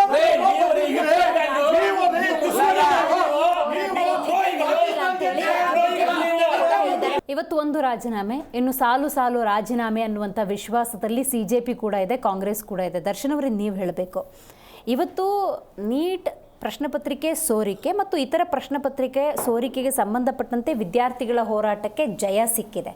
ಆದರೆ ನಾವು ಕೋರ್ ಸಮಸ್ಯೆಯನ್ನು ಮಾತಾಡಬೇಕಾಗುತ್ತೆ. ವಿದ್ಯಾರ್ಥಿಗಳು ಹೆಂಗೂ ಸಿಡಿದು ನಿಂತಿದ್ದಾರೆ. ಭಾರತದ ಬಹಳ ದೊಡ್ಡ ಸಮಸ್ಯೆ ಅಂದರೆ ಎಜುಕೇಷನ್. ಇವತ್ತು ಉಚಿತವಾಗಿ ಎಜುಕೇಷನನ್ನು ಸಿಗ್ತಾ ಇಲ್ಲ, ಸಮಗ್ರವಾಗಿ ಎಜುಕೇಷನನ್ನು ಸಿಗ್ತಾ ಇಲ್ಲ. ಆ ನಿಟ್ಟಿನಲ್ಲಿ ಈ ಹೋರಾಟ ಆ ದಿಕ್ಕನ್ನೇನಾದರೂ ಪಡ್ಕೋಬೋದಾ? ಆ ನಿಟ್ಟಿನಲ್ಲಿ ಏನಾದರೂ ಹೋರಾಟ ಮಾಡಬಹುದಾ? ನೀವು ಜೊತೆಯಾಗಿ ನಿಂತ್ಕೋತೀರಾ?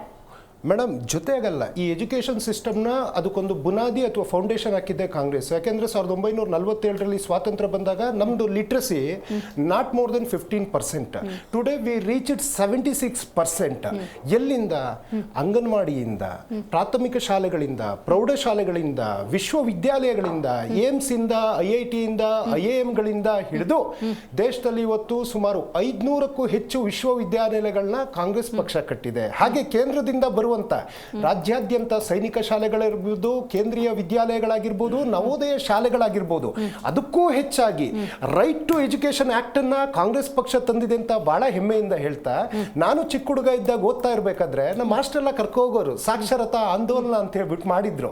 ಸೊ ಹಾಗೇನೆ ವಯಸ್ಕರರು, ಯಾಕೆಂದ್ರೆ ನಮ್ಮ ಹಿರಿಯರೆಲ್ಲ ಓದಿರ್ಲಿಲ್ಲ, ಅವರಿಗೂ ಶಿಕ್ಷಣ ಕೊಡುವಂತ ಕೆಲಸವನ್ನು ಒಂದು ಎಜುಕೇಶನಲಿ ಕ್ರಾಂತಿ ಯಾರಾದ್ರೂ ಮಾಡಿದ್ದಾರೆ ಅಂದ್ರೆ ಐ ಆಮ್ ವೆರಿ ಪ್ರೌಡ್, ನಮ್ಮ ಕಾಂಗ್ರೆಸ್ ಪಕ್ಷ ಮಾಡಿದೆ ಇಡೀ ದೇಶಾದ್ಯಂತ ಅಂತ ಹೇಳ್ತಾ. ಕರ್ನಾಟಕದಲ್ಲಿ ಸರ್ಕಾರಿ ಶಾಲೆಗಳನ್ನು ಮುಚ್ಚಿರೋ ನೀವು ಇದನ್ನ ಹೇಳಬಹುದಾ? ಒಂದ್ ನಿಮಿಷ 3617 ಬಿಡಿ ಬಂದು ಒಂದ್ ನಿಮಿಷ.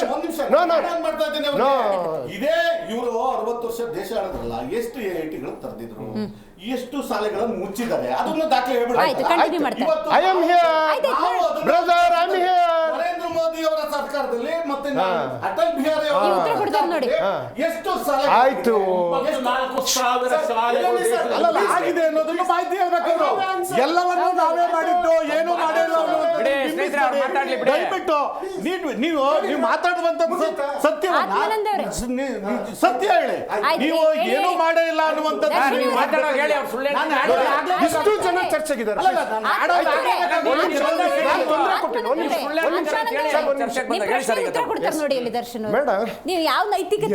ನೈತಿಕತೆ ಕೇಳಬೇಕು. ಅವರು ಕೇಳಿದ್ದು ಬಹಳ ಸಂತೋಷ ಆಯ್ತು. ಇವತ್ತು ಒಂದು ಶೈಕ್ಷಣಿಕವಾಗಿ, ಅದರಲ್ಲೂ ಬಹಳ ಮುಖ್ಯವಾಗಿ ಪ್ರಾಥಮಿಕ ಮತ್ತೆ ಪ್ರೌಢಶಾಲೆ ಮತ್ತೆ ಜೂನಿಯರ್ ಕಾಲೇಜ್ಗಳನ್ನ ಇಡೀ ಕರ್ನಾಟಕದಲ್ಲಿ ಕರ್ನಾಟಕ ಪಬ್ಲಿಕ್ ಸ್ಕೂಲ್ ಅಂತ ಮಾಡ್ತಾ ಒಂದು ರೆವಲ್ಯೂಷನ್ ಮಾಡೋದಕ್ಕೆ ಬಹಳ ಮುಖ್ಯವಾಗಿ ನಿನ್ನೆ CM ಅವರು ಹೇಳಿದ್ದಾರೆ 50,000ಕ್ಕಿಂತ ಯಾರಾದರೂ ಹೆಚ್ಚು ಫೀಸ್ ಅನ್ನು ತಗೊಳ್ಳುವಂತ ಖಾಸಗಿ ಶಾಲೆಯವರು ನೇರವಾಗಿ ಪ್ರತಿ ಸರ್ಕಾರಿ ಶಾಲೆಗಳನ್ನ ಅವರು ಜವಾಬ್ದಾರಿಯನ್ನ ತಗೊಂಡು ಅವರ ಟೀಚರ್ಗಳನ್ನು ಸಮೇತ ಅದೇ ಗುಣಮಟ್ಟದ ಕರ್ನಾಟಕ ಪಬ್ಲಿಕ್ ಸ್ಕೂಲ್ಗೆ ಮೊದಲು ಮತ್ಸರಿ ಮಾಡಕ್ಕೆ ಚರ್ಚೆ ಮಾಡಬೇಕು ಅಂತಿದ್ದಾರೆ.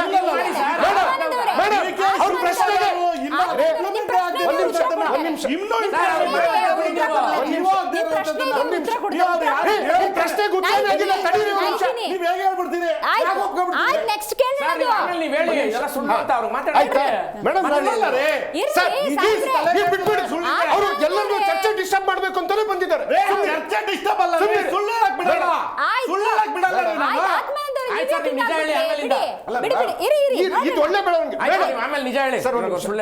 ಮೇಡಮ್, ನನ್ನ ಮಾತಿನ ತರ್ಕದಲ್ಲಿ ಚರ್ಚೆಯಲ್ಲಿ ಒಂದು ಚೂರಾದ್ರೂ ಸುಳ್ಳಿದ್ರೆ ವಿಧಾನ ಏನು ಸಚಿವ ಸಂಪುಟದಲ್ಲಿ ಏನೇನು ಚರ್ಚೆಗಳಾಗಿದೆ, 500ಕ್ಕೂ ಹೆಚ್ಚು KPSC ಶಾಲೆಗಳನ್ನ ಅದರಲ್ಲಿ ತೆರೆಯುವಂತಹ ಕೆಲಸವಾಗಿದೆ. ಅದ್ರಲ್ಲಿ ನನಗೂ ಒಂದು ಸಿಕ್ಕಿದೆ. ನಾನು ಓದಿದ್ನಲ್ಲ ಸರ್ಕಾರಿ ಶಾಲೆ, ಮಧು ಬಂಗಾರಪ್ಪನ ಹತ್ರ ಹೋಗ್ಬಿಟ್ಟು ಕೇಳಿದೆ, ಸರ್ ನೀವು ಏನೇನು ರೂಲ್ಸ್ ಹೇಳಿದ್ರಿ ಅದು ನಮ್ಮ ಸರ್ಕಾರಿ ಶಾಲೆಗಿದೆ ಅಂತೇಳಿ.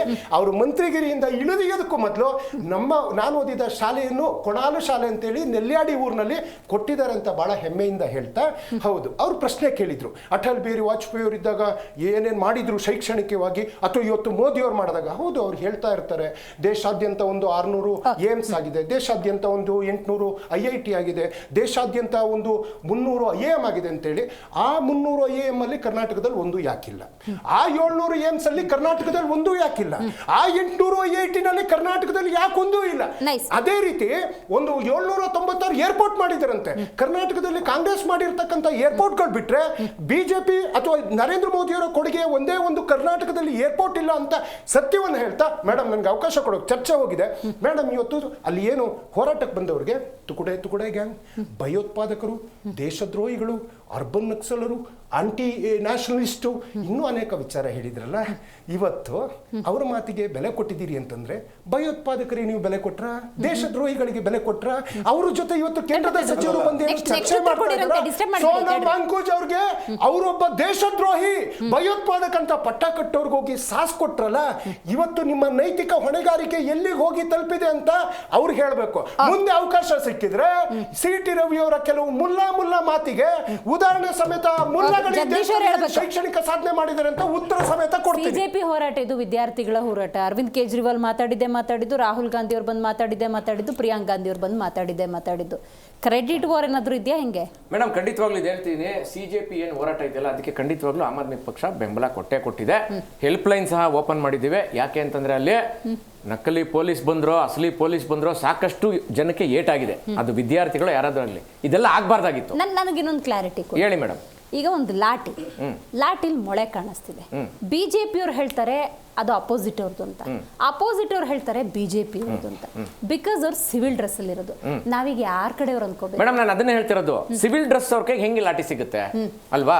ಅದಕ್ಕೆ ನಾನೀಗ ಏನ್ ಹೇಳ್ತಿದ್ದೀನಿ, ಇದು CBI ಇರ್ಬೋದು ಅಥವಾ ಇಡಿ, ನೀವು ಯಾರಿಗಾರು ತನಿಖೆ ಕೊಡಿ. ಆದ್ರೇನಂತಂದ್ರೆ ಪಾರದರ್ಶಕವಾಗಿ ತನಿಖೆ ಆಗ್ಬೇಕು. ಇದಕ್ಕೇನ್ ಗೊತ್ತಾ, ಯಾವುದೇ ಒಂದು ಇಂಟರ್ಫಿರೆನ್ಸ್ ಅಂತ ಇರಬಾರ್ದು. ಆಮೇಲೆ ನಿಮ್ಮ ಮಾಧ್ಯಮಗಳಲ್ಲೂ ನಾನು ಕೇಳ್ಕೊಳೋದು ಅದೇನೆ, ಏನು ಅಂತಂದ್ರೆ ಸತ್ಯವನ್ನ ದಯವಿಟ್ಟು ತಾವು ರಿಪೋರ್ಟ್ ಮಾಡಿ. ಅದು ಯಾರಾದ್ರೂ ಆಗಿರ್ಲಿ. ನಕಲಿ ಪೊಲೀಸ್ ಕೈಲಿ ಲಾಠಿ ಇದೆ ಅಂತಂದ್ರೆ ಖಂಡಿತವಾಗ್ಲೂ ಅವರು ಭಯೋತ್ಪಾದಕರು. ನಕಲಿ ವಿದ್ಯಾರ್ಥಿಗಳ ಕೈಲಿ ಅಂದ್ರೆ ಖಂಡಿತವಾಗ್ಲೂ ಅವರು ಭಯೋತ್ಪಾದಕರೇ. ಯಾಕಂದ್ರೆ ಕೆಲವೊಂದು ದೃಶ್ಯಾವಳಿ ನೋಡಿದ್ರೆ ಅಲ್ಲಿ ಸ್ಟೂಡೆಂಟ್ಸು ಕಲ್ಲು ತೂರಾಟ ಮಾಡಿದ್ದಾರೆ, ಬ್ಯಾರಿಕೇಡ್ಗಳನ್ನ ಹತ್ತಿ ಎಳೆದು ಅಲ್ಲಿ ಹೊಡೆದಾಟಗಳು ಕೂಡ ಆಗಿದ್ದಾವೆ. ಅಭಿಜಿತ್ ದಿಬ್ಗೆ ಸ್ವತಃ ಅವರು ಕೊಟ್ಟಿರೋ ಮಾಹಿತಿಯ ಪ್ರಕಾರ ನಮ್ದು ಶಾಂತಿಯುತ ಹೋರಾಟ, ಯಾರು ಎಲ್ಲಿಂದ ಬಂದು ಹೊಡೆದ್ರು ಗೊತ್ತಿಲ್ಲ ಅಂತ ಹೇಳಿದ್ದಾರೆ. ಅಂದ್ರೆ ವಿದ್ಯಾರ್ಥಿಗಳ ಹೋರಾಟ ತರ ಮಾತ್ರ ಇರ್ಬೇಕು. ಅಲ್ಲಿ ಯಾಕೆ ದೊಂಬಿ ಆಯ್ತು? ನಾನು ಅದನ್ನೇ ಮೇಡಮ್ ಹೇಳ್ತಿರೋದು. ಇದೇನು ಗೊತ್ತಾ, prevention is better than cure ಅಂತಾರೆ. ನೀವು ಹೊಡೆದ ಮೇಲೆ ನಕಲಿ ಪೊಲೀಸ್ ಯಾರು, ನಕಲಿ ವಿದ್ಯಾರ್ಥಿಗಳು ಯಾರು ಅಂತ ಹುಡ್ಕೋದೇನಿತ್ತು? ಈ ಹೋರಾಟಕ್ಕೆ ನೀವು ಅವಕಾಶನೇ ಮಾಡ್ಕೊಡ್ಬಾರ್ದಾಗಿತ್ತಲ್ಲ. 25 ದಿವಸ ಸೋನಮ್ ಅವ್ರು ಕೂತಿದ್ದು ಉಪವಾಸ ಅಂತ. ಯಾಕೆ ಒಬ್ಬ ಅಧಿಕಾರಿಗೆ ಅಲ್ಲಿ ಹೋಗ್ಬೇಕು ಅಂತ ಅನಿಸ್ಲಿಲ್ವಾ? ಕರೆಕ್ಟ್. ಕಮಿಟ್ಮೆಂಟ್ ಅನ್ನೋದಿಲ್ವಾ ಹಾಗಾದ್ರೆ? ಆಮೇಲೆ ಪೊಲೀಸು, ಡೆಲ್ಲಿ ಪೊಲೀಸು ಬಿಜೆಪಿನೇ, ಕೇಂದ್ರದೂ ಬಿಜೆಪಿನೇ.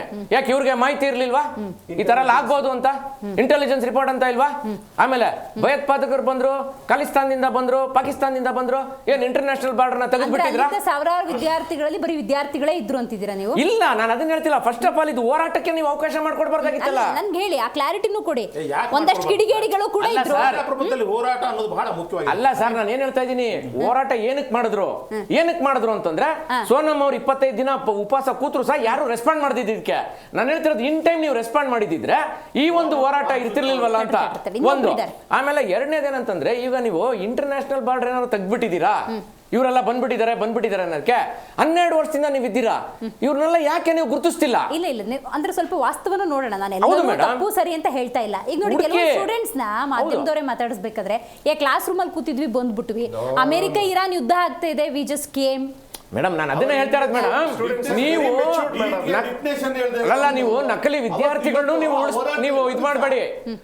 ನಕಲಿ ವಿದ್ಯಾರ್ಥಿಗಳನ್ನು ನೀವು ಬಂಧಿಸಿ, ನಕಲಿ ಪೊಲೀಸರನ್ನು ನೀವು ಬಂಧಿಸಿ, ಆಜೀವ ಪರ್ಯಂತ ತಾವು ಅವ್ರನ್ನ ನೀವು ಜೈಲೊಳಗೆ ಹಾಕಿ. ನಾನು ಈ ಮಾತು ಯಾಕೆ ಹೇಳ್ತಾ ಇದ್ದೀನಿ ಅಂತಂದ್ರೆ, ನಿಮ್ಗೆ ಇಲ್ಲಿ ಯಾವ್ದೇ ರೀತಿ ಹಸ್ತಕ್ಷೇಪ ಇರಲ್ಲ. ಯಾಕೆ ಅಂತಂದ್ರೆ ದೆಹಲಿನೂ ನಿಮ್ಮ ಆಡಳಿತಾನೆ, ನಿಮ್ಮ ಪಕ್ಷದ್ದೇನೆ, ಮತ್ತೆ ಕೇಂದ್ರದಲ್ಲೂ ನಿಮ್ಮ ಪಕ್ಷದ. ಪಂಜಾಬ್ ಪೇಪರ್ ಲೀಕ್ ಬಗ್ಗೆ ಹೇಳಿ ಮೇಡಮ್. ಅದನ್ನೇ ನಾನು ಹೇಳ್ತಾ ಇರೋದು, ಪಂಜಾಬ್ ಪೇಪರ್ ಲೀಕ್ ಅಂತ ಹೇಳ್ತಾ ಇದ್ದೀರಲ್ಲ, ಈಗ ನೀವು ಅದರ ಸತ್ಯಾಸತ್ಯತೆ ನೀವು ಮಾಧ್ಯಮದವ್ರು ರಿಪೋರ್ಟ್ ಮಾಡಬೇಕು. ಇದು ಸತ್ಯ ಇದೆಯಾ ಇಲ್ವಾ ಅಂತ. ಜವಾಬ್ದಾರಿ ಎಲ್ಲ ನಮಗೆ ಕೊಟ್ಟಿದ್ದೀರಿ. ಹಂಗಲ್ಲ ಮೇಡಮ್, ನಾನೇನ್ ಹೇಳ್ತಾ ಇದ್ದೀನಿ, ಅಲ್ಲ ಒಂದ್ ನಿಮಿಷ ಮೇಡಮ್, ಈಗ ನೀವು ಯಾಕೆ ಗೊತ್ತಾ, ನಾವೇ ಮಾಡ್ತೀವಿ. ಅಲ್ಲ ಮೇಡಮ್, ಅದಲ್ಲ ನಾನು ಯಾಕೆ ಹೇಳ್ತಾ ಇದ್ದೀನಿ ಅಂತಂದ್ರೆ, ಇಲ್ಲ ನಾನೇನ್ ಹೇಳ್ತಾ ಇದ್ದೀನಿ ಕೇಳಿ. ಈಗ ನಾನೇನ್ ಹೇಳ್ತೀನಿ ಗೊತ್ತಾ, ನನ್ನ ಮೂಗನ್ ನೇರಕ್ಕೆ ನಾನು ಮಾತಾಡ್ತೀನಿ, ಏನು ನಾನು ಮಾಡಿದ್ದೆಲ್ಲ ಸರಿ ಅಂತ ಅಲ್ವಾ? ಇದನ್ನ ಈಗ ಸರಿನಾ ತಪ್ಪ, ಯಾರು ಸರಿ ಯಾರು ತಪ್ಪು ಅನ್ನೋದನ್ನ ನೀವು ಮಾಧ್ಯಮಗಳಲ್ಲಿ ಕೂಡಿ ಅಂತ ಹೇಳ್ತಾ ಇದ್ದೀನಲ್ಲ. ಶಶಿಕಾಂತ್ ಅವರೇ, ನೀವು ಹೇಳಬೇಕು. ಕೆಲವೊಂದು ಟೀಕೆ ಟಿಪ್ಪಣಿಗಳು, ಕಮೆಂಟ್ಸ್ ಈಗ ಸಿಕ್ಕಾಪಟ್ಟೆ ಆಗಿದೆ. ಸುದೀರ್ಘ ಆಡಳಿತವನ್ನು BJP ಕೊಟ್ಟಿರೋದ್ರಿಂದಾಗಿ ದೀಪ ಆರುವಾಗ ಜೋರಾಗಿ ಗುರಿತೆ ಅನ್ನೋ ಟೀಕೆ ನೋಡ್ಬಿಟ್ಟೆ, ಹೌದಾ? ಹೌದು, ಇದು ಲಾಸ್ಟ್ ಟೈಮ್ ಚುನಾವಣೆಯಲ್ಲಿ ಆರಬೇಕಾಗಿತ್ತು, ಆದರೆ ಏನಾಯಿತು, ಒಂದಿಬ್ಬರು ಬೆಂಬಲದಿಂದ ಇದೆ ಅದು ಬಹುಮತ ಸಿಕ್ಕಲಿಲ್ಲ.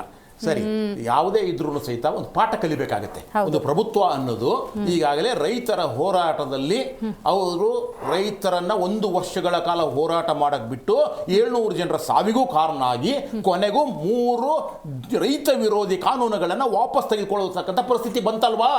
ಸೊ ಅದರಿಂದ ಪಾಠ ಕಲ್ತ್ಬಿಟ್ಟು ಬೇರೆ ಯಾವುದಾದ್ರೂ ಹೋರಾಟಗಳು, ಜನಾಂದೋಲನಗಳು ನಡೀತಾ ಇದ್ರೆ ಮೊದಲು ಅದು ಆರಂಭ ಆಗುವುದಕ್ಕಿಂತ ಮುಂಚೆ, ಅದು ಉಲ್ಬಣಗೊಳ್ಳುವ ಮುಂಚೆನೆ ನಾವು ಮಾತುಕತೆಗೆ ಹೋಗಬೇಕು, ಸಂಧಾನಕ್ಕೆ ಹೋಗಬೇಕು, ಅವರ ಏನು ಸಮಸ್ಯೆ ಇದೆ ಕೇಳಬೇಕು ಅನ್ನುವಂಥ ಒಂದು ಸೌಜನ್ಯ ಪ್ರಭುತ್ವ ಅನ್ನೋದಕ್ಕೆ ಇರಬೇಕಾಗುತ್ತೆ. ಅದು ಇಲ್ಲ ಅಂತಂದ್ರೆ, ನಿರ್ಲಕ್ಷ್ಯ ಮಾಡಿದ್ರೆ, ನನ್ನನ್ನು ನೀವು ಅಲ್ಲಾಡ್ಸಕ್ಕೆ ಸಾಧ್ಯ ಇಲ್ಲ ಅಂತ ಹೇಳಿದ್ರೆ, ನಾನು ಯಾರ ಮಾತನ್ನು ಕೇಳೋದಿಲ್ಲ ಅನ್ನೋ ರೀತಿಯಲ್ಲಿ ಮಾತಾಡಿದ್ರೆ ಆವಾಗ ಜನರು ಉತ್ತರ ಕೊಡ್ತಾರೆ. ಆಯ್ತು, ನೀವು ಪ್ರಭುತ್ವ, ಸೌಜನ್ಯ ಈ ಪದ ಪ್ರಯೋಗಗಳನ್ನು ಮಾಡಿದ್ರಿಂದಾಗಿ ದ ಮೆಂಟಾಲಿಟಿ ಆಫ್ ಜೆನ್ಸಿನೂ ಮಾತಾಡಬೇಕಾಗತ್ತೆ. ಅಲ್ಲಿ ಅವ್ರ ಹೋರಾಟ ಹೆಂಗಿತ್ತು ಅಂದರೆ, ಒಂದು ಕಡೆ ಹೋರಾಟ, ಕೆಲವರು ರೀಲ್ಸ್ ನೋಡಿಕೊಂಡು ಅಥವಾ ಧರ್ಮೇಂದ್ರ ಪ್ರಧಾನ್ ಮಗಳನ್ನು ಟ್ರೋಲ್ ಮಾಡೋದು, ಈ ಥರದ್ದೆಲ್ಲ ಸಿಕ್ಕಾಬಟ್ಟೆ ಐತಲ್ಲ. It is going to personal ಅಂತ ಅನ್ಸಲ್ವಾ? ಲಕ್ಷಾಂತರ ಜನ, ಕೋಟ್ಯಾಂತರ ಜನ ಒಂದು ಹೋರಾಟ ಮಾಡುವಾಗ ಅಲ್ಲಿ ಎಲ್ಲೋ ಒಂದಿಷ್ಟು ಈ ತರ ಅವಘಡಗಳು ಆಗ್ತವೆ ಮತ್ತು ಇವರೇ ಮಾಡಿಸ್ತಾರೂ ಇದ್ದಾರೆ.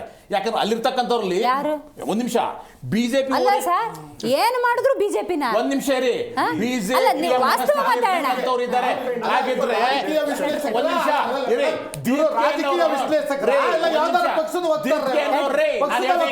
ನಾನು ಬಿಜೆಪಿ ವಿರೋಧಿ, ಮೋದಿ ವಿರೋಧಿ, ಬರೆದುಕೊಳ್ಳಿ. ನಾನು ಯಾವ ಪಕ್ಷದವೂ ಅಲ್ಲ, ನಾನು ಈ ರೀತಿಯ ಸರ್ವಾಧಿಕಾರಿ ವಿರೋಧಿ, ನಾನು ವಿರೋಧಿ ಅಲ್ಲ, ವಿರೋಧಿ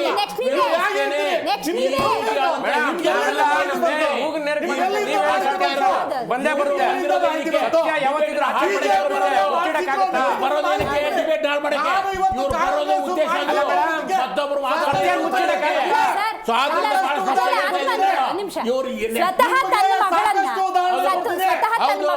ನಾನು ಬಿಜೆಪಿ ವಿರೋಧಿ.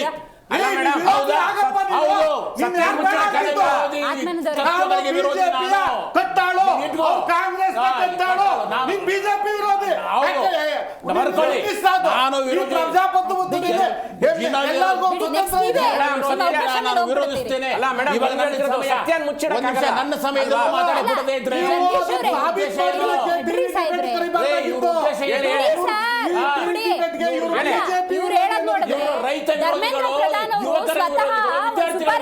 ತನ್ನ ಮಗಳ ಬಗ್ಗೆ ಟ್ರೋಲ್ ಮಾಡಿ. ಇಲ್ಲ ಮೇಡಮ್, ನಾನು ಮಾತಾಡ್ತಾ ಇದ್ದೀನಿ, ನನ್ನ ಸಮಯದಲ್ಲಿ ನಾನು ಮಾತಾಡ್ತೀನಿ.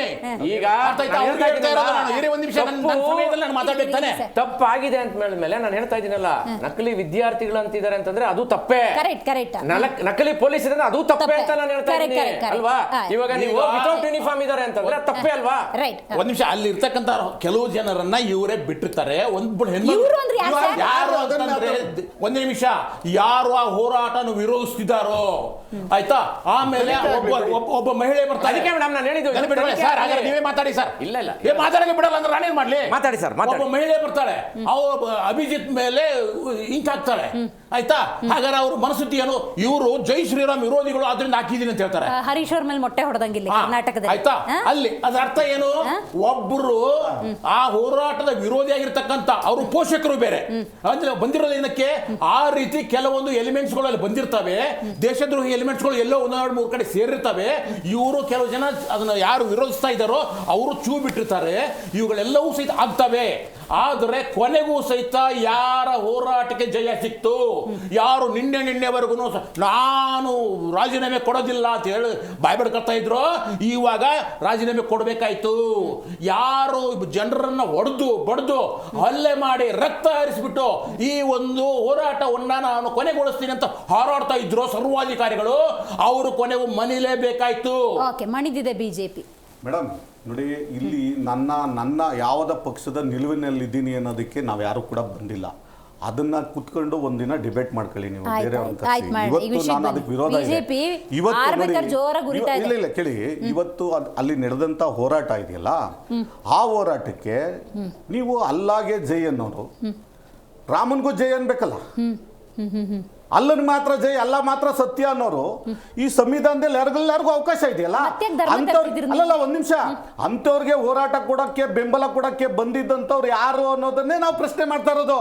ನಮ್ಗೆ ಯುವಕರ ಹೋರಾಟಕ್ಕೆ ನಾವು ಯಾವತ್ತೂ ಕೂಡ ನಾವು ತೊಂದರೆನೂ ಮಾಡಿಲ್ಲ. ಅವ್ರ ಹೋರಾಟ ನಿಜವಾಗ್ಲೂ 21 ವಿದ್ಯಾರ್ಥಿಗಳು ಸಾವಾಗಿದೆ, ಇದಕ್ಕೆ ತನಿಖೆ ಆಗ್ಬೇಕು, ಈ ಹೋರಾಟ ನಿರಂತರವಾಗಿದೆ. ನನ್ನನ್ನು ಕೇಳಿದ್ರೆ ಸ್ವತಃ ನೀವು ಒಬ್ಬ ವಿದ್ಯಾರ್ಥಿಗಳ ಪೋಷಕರೇ ಆಗಿರೋದ್ರಿಂದಾಗಿ ಇಲ್ಲಿವರೆಗೆ ಬರಬಾರದು ಅಂತ ನಾನು ಹೇಳ್ತಾ ಇದ್ದೀನಲ್ಲ. ಇವತ್ತು ದಾವಣಗೆರೆ ಹೋರಾಟ ಕರ್ನಾಟಕಕ್ಕೆ ಬರೋದಾದ್ರೆ ನಾನು ದೆಹಲಿದ್ ಮಾತಾಡಲ್ಲ ಮೇಡಮ್. ದೆಹಲಿದ್ದು ನನಗೆ ಗೊತ್ತಿಲ್ಲ, ನಾನು ಮಾತಾಡೋದಿಲ್ಲ. ನಾನು ಸತ್ಯ ಇಲ್ಲಿ ನೋಡಿರುವಂಥದ್ದು. ದಾವಣಗೆರೆಯಲ್ಲಿ ಯಾವ ಯುವಕರು ಹೋರಾಟ ಮಾಡಿದ್ರು ಮೇಡಮ್? ಅವ್ರು ಯುವಕರಲ್ವಾ, ವಿದ್ಯಾರ್ಥಿಗಳಲ್ಲ.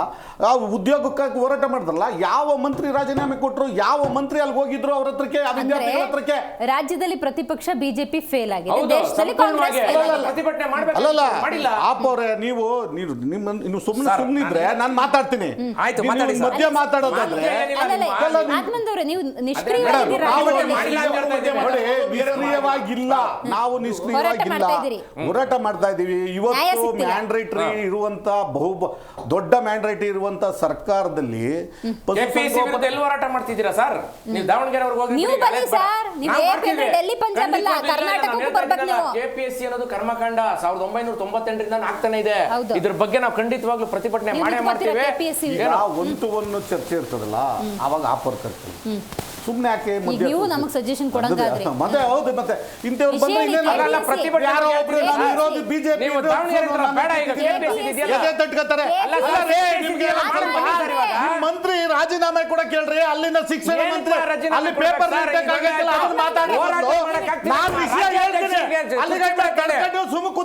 ರಾಜ್ಯಾಧ್ಯಕ್ಷರು ಕುರ್ಚಿ ಬಿಡಕ್ಕೆ ಒಂದ್ ನಿಮಿಷ ಆಯ್ತು. ಇದು ಆರಂಭ ನೋಡಿ. ಈ ತರದ ಚರ್ಚೆಲಿ ನಿಮ್ಮನ್ನ ಯಾಕೆ ಸುಮ್ನೆ ಕರೀತೀರಾ? ಆಯ್ತು, ಈಗ ಅವರು ಮಧ್ಯಪಾಯ ಬಿಜೆಪಿ ವಿರೋಧಿ ಬಂದು ಕುಂಡಿಸ್ಕೊಂಡು ನಮ್ಮ ವಿಷಯ ತಿಳಿಸೋದಿಲ್ಲ. ನೀವ್ ಯಾಕೆ ಡಿಬೇಟ್ ಬಿಜೆಪಿ ವಿರೋಧಿ ಬಿಜೆಪಿ ವಿರೋಧಿಯವರು ನಾವು ವಿರೋಧಿಸಕ್ಕೆ ಪ್ರಜಾಪ್ರಭುತ್ವ ನಾನು ಹೇಳ್ಕೊಳ್ಳೋದು ಬೇಕಾಗಿಲ್ಲ. ನಾವು ವಿರೋಧಿಸ್ತೀನಿ, ಯಾಕಂದ್ರೆ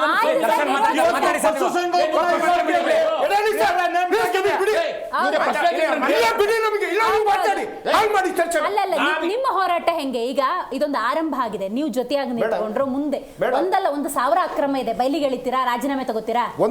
ಒಂದು KPSC ವಿಚಾರ ನೀವು ಪ್ರಶ್ನೆ ಮಾಡಿದ್ರೆ ಏಪ್ರಿಲ್ 9ನೇ ತಾರೀಕು 2021ನೇ ತಾರೀಕು ಶಿವಶಂಕರಪ್ಪ ಅನ್ನೋರ್ನ ಅಧ್ಯಕ್ಷರು ಮಾಡಿ, ಅದೇ ಅಧ್ಯಕ್ಷರನ್ನ ಇವತ್ತು ಮನೆ ಕಳಿಸುವಂತ ಕೆಲಸವನ್ನ ರಾಜ್ಯಪಾಲರು ಮಾಡಿದ್ದಾರೆ. ಅದಕ್ಕೆ DK ಶಿವಕುಮಾರ್ ಅವರು ಅನುಮೋದನೆಯನ್ನ ಕೊಟ್ಟಿದ್ದಾರೆ.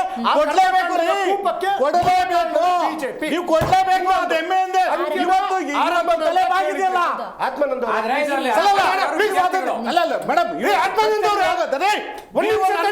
ಅವಶ್ಯಕತೆ ಇಲ್ಲ, ಕೊಡಬೇಕು.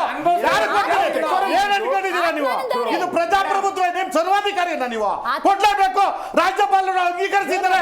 DK ಶಿವಕುಮಾರ್ ಈ ತರದ ಕಳ್ತನದ ಕೆಲಸ ಮಾಡ್ಕೊಂಡಿದ್ದವ್ರನ್ನ ಪ್ರೋತ್ಸಾಹಿಸಬೇಕಾ? ಅಲ್ಲ ಮೇಡಮ್, ಇವತ್ತು ಶಿವಸೇನೆ ಅವರು ಹೇಳ್ತಾ ಇದ್ದಾರೆ, ಅಧ್ಯಕ್ಷರು ಇವತ್ತು ಹೌದು ಪಶುಸಂಗೋಪನೆ ಇಲಾಖೆಯಲ್ಲಾಗಿರುವಂತ ಬ್ಯಾಕ್ಲಾಗ್ ಉದ್ಯೋಗದಲ್ಲಿ ತುಂಬಬೇಕಾದಂತದನ್ನ ಇವತ್ತು ನೇರವಾಗಿ ಎಕ್ಸಾಮ್ ಮಾಡಿ ನೇರವಾಗಿ ಇವತ್ತು ಎಕ್ಸಾಮ್ ಮಾಡಿದ್ರೆ ಡಿಬೇಟ್ ಹಾಳು ಮಾಡಬೇಡಿ ಮೇಡಮ್. ಅಂತ್ಯನ ಆರಂಭ ಅನ್ನುವಂತ ಒಂದು ಉತ್ತಮವಾದಂತ ಪ್ರಶ್ನೆ ಕೇಳಿದ್ರಿ. ನಾನು ಅವತ್ತೇ ಹೇಳಿದ್ದೆ, ಅವತ್ತು ಸಂಸತ್ ಭವನದಿಂದ AK-47 ಗನ್ಗಳು ವಿದ್ಯಾರ್ಥಿಗಳ ಕಡೆ ನೋಡ್ತಾ ಇತ್ತು ಅಂತ. ಸಾಕ್ಷಾತ್ ಆಗಿ ನಿನ್ನೆ ಪಟ್ಟಣದಲ್ಲಿ 100 ಬುಲೆಟ್ಗಳು ಹಾರಿದ್ದಾವೆ ವಿದ್ಯಾರ್ಥಿಗಳ ಮೇಲೆ. 100 ಬುಲೆಟ್ಗಳು ಮೋದಿ ಸರ್ಕಾರದ ಹಾರಬಹುದು ಅಂತಾನೂ ಹೇಳಿದ್ದೆ. ಹಾಗೆ ಲಕ್ಷಾಂತರ ಲಾಠಿಗಳು ಮುರಿಬಹುದು ಅಂತಾನೂ ಹೇಳಿದ್ದೆ. 100 ಟೀಸರ್ ಗ್ಯಾಸ್ಗಳು ಅವ್ರ ಮೇಲೆ ಬೀಳ್ಬಹುದು ಅಂತಾನೂ ಹೇಳಿದ್ದೆ. ಹಾಗೆ ವಾಟರ್ ಕೆನಾನ್ ಇಂದ ಲಕ್ಷಾಂತರ ಲೀಟರ್ ನೀರು ಹರಿಬಹುದು ಅಂತ ಹೇಳಿದ್ದೆ.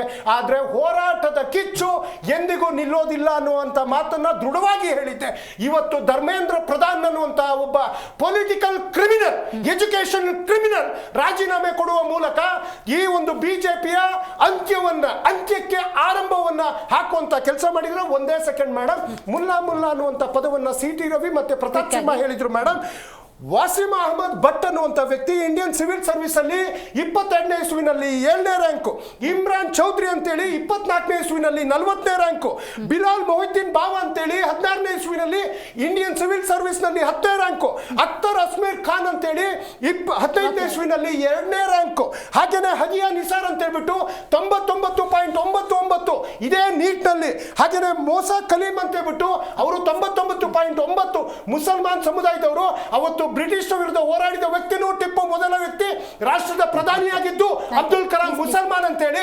CT ರವಿ ಅವರ ಮನೆ ಯಾರಾದ್ರೂ ಸ್ವಾತಂತ್ರ್ಯ ಹೋರಾಟಗಾರರು ಅಥವಾ IAS IPS IRS ಮಾಡಿದವರು ಇದ್ದಾರಾ? ನೀಟ್ ಎಕ್ಸಾಮ್ ಇರ್ಬೋದು, KPSC ಎಕ್ಸಾಮ್ ಇರ್ಬೋದು, ಇದೇನ್ ಗೊತ್ತಾ ಸ್ನೇಹಿತರು, ಒಬ್ರಿಗೊಬ್ರಿಗೆ ಇದೇ ಅನ್ಕೊಂತಿದ್ದಾರೆ ಅಷ್ಟೇ ಹೊರತು ಇದರಿಂದ ನಷ್ಟ ಯಾರಿಗೆ ಅಂದ್ರೆ ಪರೀಕ್ಷಾರ್ಥಿಗಳಿಗೆ, ವಿದ್ಯಾರ್ಥಿಗಳಿಗೆ ಇದಾಗಬಾರ್ದು. ನನ್ಗೇನ್ ಗೊತ್ತಾ, ಕೋಟೆಲ್ಲ ಕೊಳ್ಳೆ ಹೊಡೆದ ಮೇಲೆ ಬೀಗ ಹಾಕೋದು ಸರಿಯಲ್ಲ. ಪ್ರತಿಭಟನೆ ಆಗದ ರೀತಿಯಲ್ಲಿ ವ್ಯವಸ್ಥೆಗಳನ್ನು ಕಲ್ಪಿಸುವಂತ ನಿಟ್ಟಿನಲ್ಲಿ ಇನ್ನಾದ್ರೂ ಕೇಂದ್ರ ಸರ್ಕಾರ ನೆಟ್ಟಿಗೆ ಹೆಜ್ಜೆ ಇಡುತ್ತೆ. ಖಂಡಿತವಾಗ್ಲೂ ಮೇಡಮ್. 14 ವರ್ಷ ಒಳ್ಳೆ ಆಡಳಿತ ಕೊಟ್ಟಿದ್ದೀವಿ. 24ನೇ ಇಸ್ವಿಲ್ ಆಗಿದ್ದೆ ಮಾಡಿಲ್ಲ ಮೇಡಮ್ ಇವರು ನೋಡಿ. 14 ವರ್ಷ ಖಂಡಿತವಾಗ್ಲೂ ಒಳ್ಳೆ ಆಡಳಿತ. ಈ ಒಂದು ಹೋರಾಟದಲ್ಲಿ ಆ ಪ್ರಶ್ನೆ ಪತ್ರಿಕೆ ಲೀಕ್ ಆಯ್ತು, ಅದನ್ನ ಮರುಪರೀಕ್ಷೆ ವಿದ್ಯಾರ್ಥಿಗಳಿಗೆ ತ್ವರಿತಗತಿಯಲ್ಲಿ ನ್ಯಾಯ ಕೊಡಿಸಿದೀವಿ. ಉಳಿದಂತ ವಿದ್ಯಾರ್ಥಿಗಳಿಗೂ ಕೂಡ ಪರೀಕ್ಷೆ ಇವತ್ತು ಫಾಸ್ಟ್ ಟ್ರ್ಯಾಕ್ ಕೋರ್ಟ್ ಇಲ್ಲಿ ತನಕ ಆಗಿಲ್ಲ, ಯಾರಿಗೂ ಶಿಕ್ಷೆ ಆಗಿಲ್ಲ. ಅವ್ರು ಮೊದಲಿಂದ ಹೇಳ್ತಾರೆ ಶಿಕ್ಷೆ ಆಗಿದೆ, ಶಿಕ್ಷೆ ಆಗಿದೆ, ಶಿಕ್ಷೆ ಆಗಿದೆ.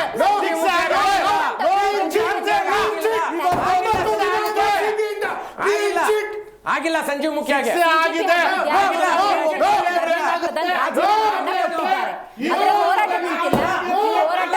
ಎಲ್ಲಾ ಲಕ್ಷಣಗಳಿದೆ. ಮುಂದೆ ಯಾವ ತಿರುವನ್ನ ಪಡ್ಕೊಳ್ಬಹುದು ಅಂತ ಹೇಳ್ತಾ ಇವತ್ತಿನ ಕಾರ್ಯಕ್ರಮ ಮುಗಿಸೋಣ. ನೋಡ್ತಾ ಇರಿ ಜೀ ಕನ್ನಡ ನ್ಯೂಸ್, ಸತ್ಯವೇ ಸುದ್ದಿಯ ಜೀವಾಳ.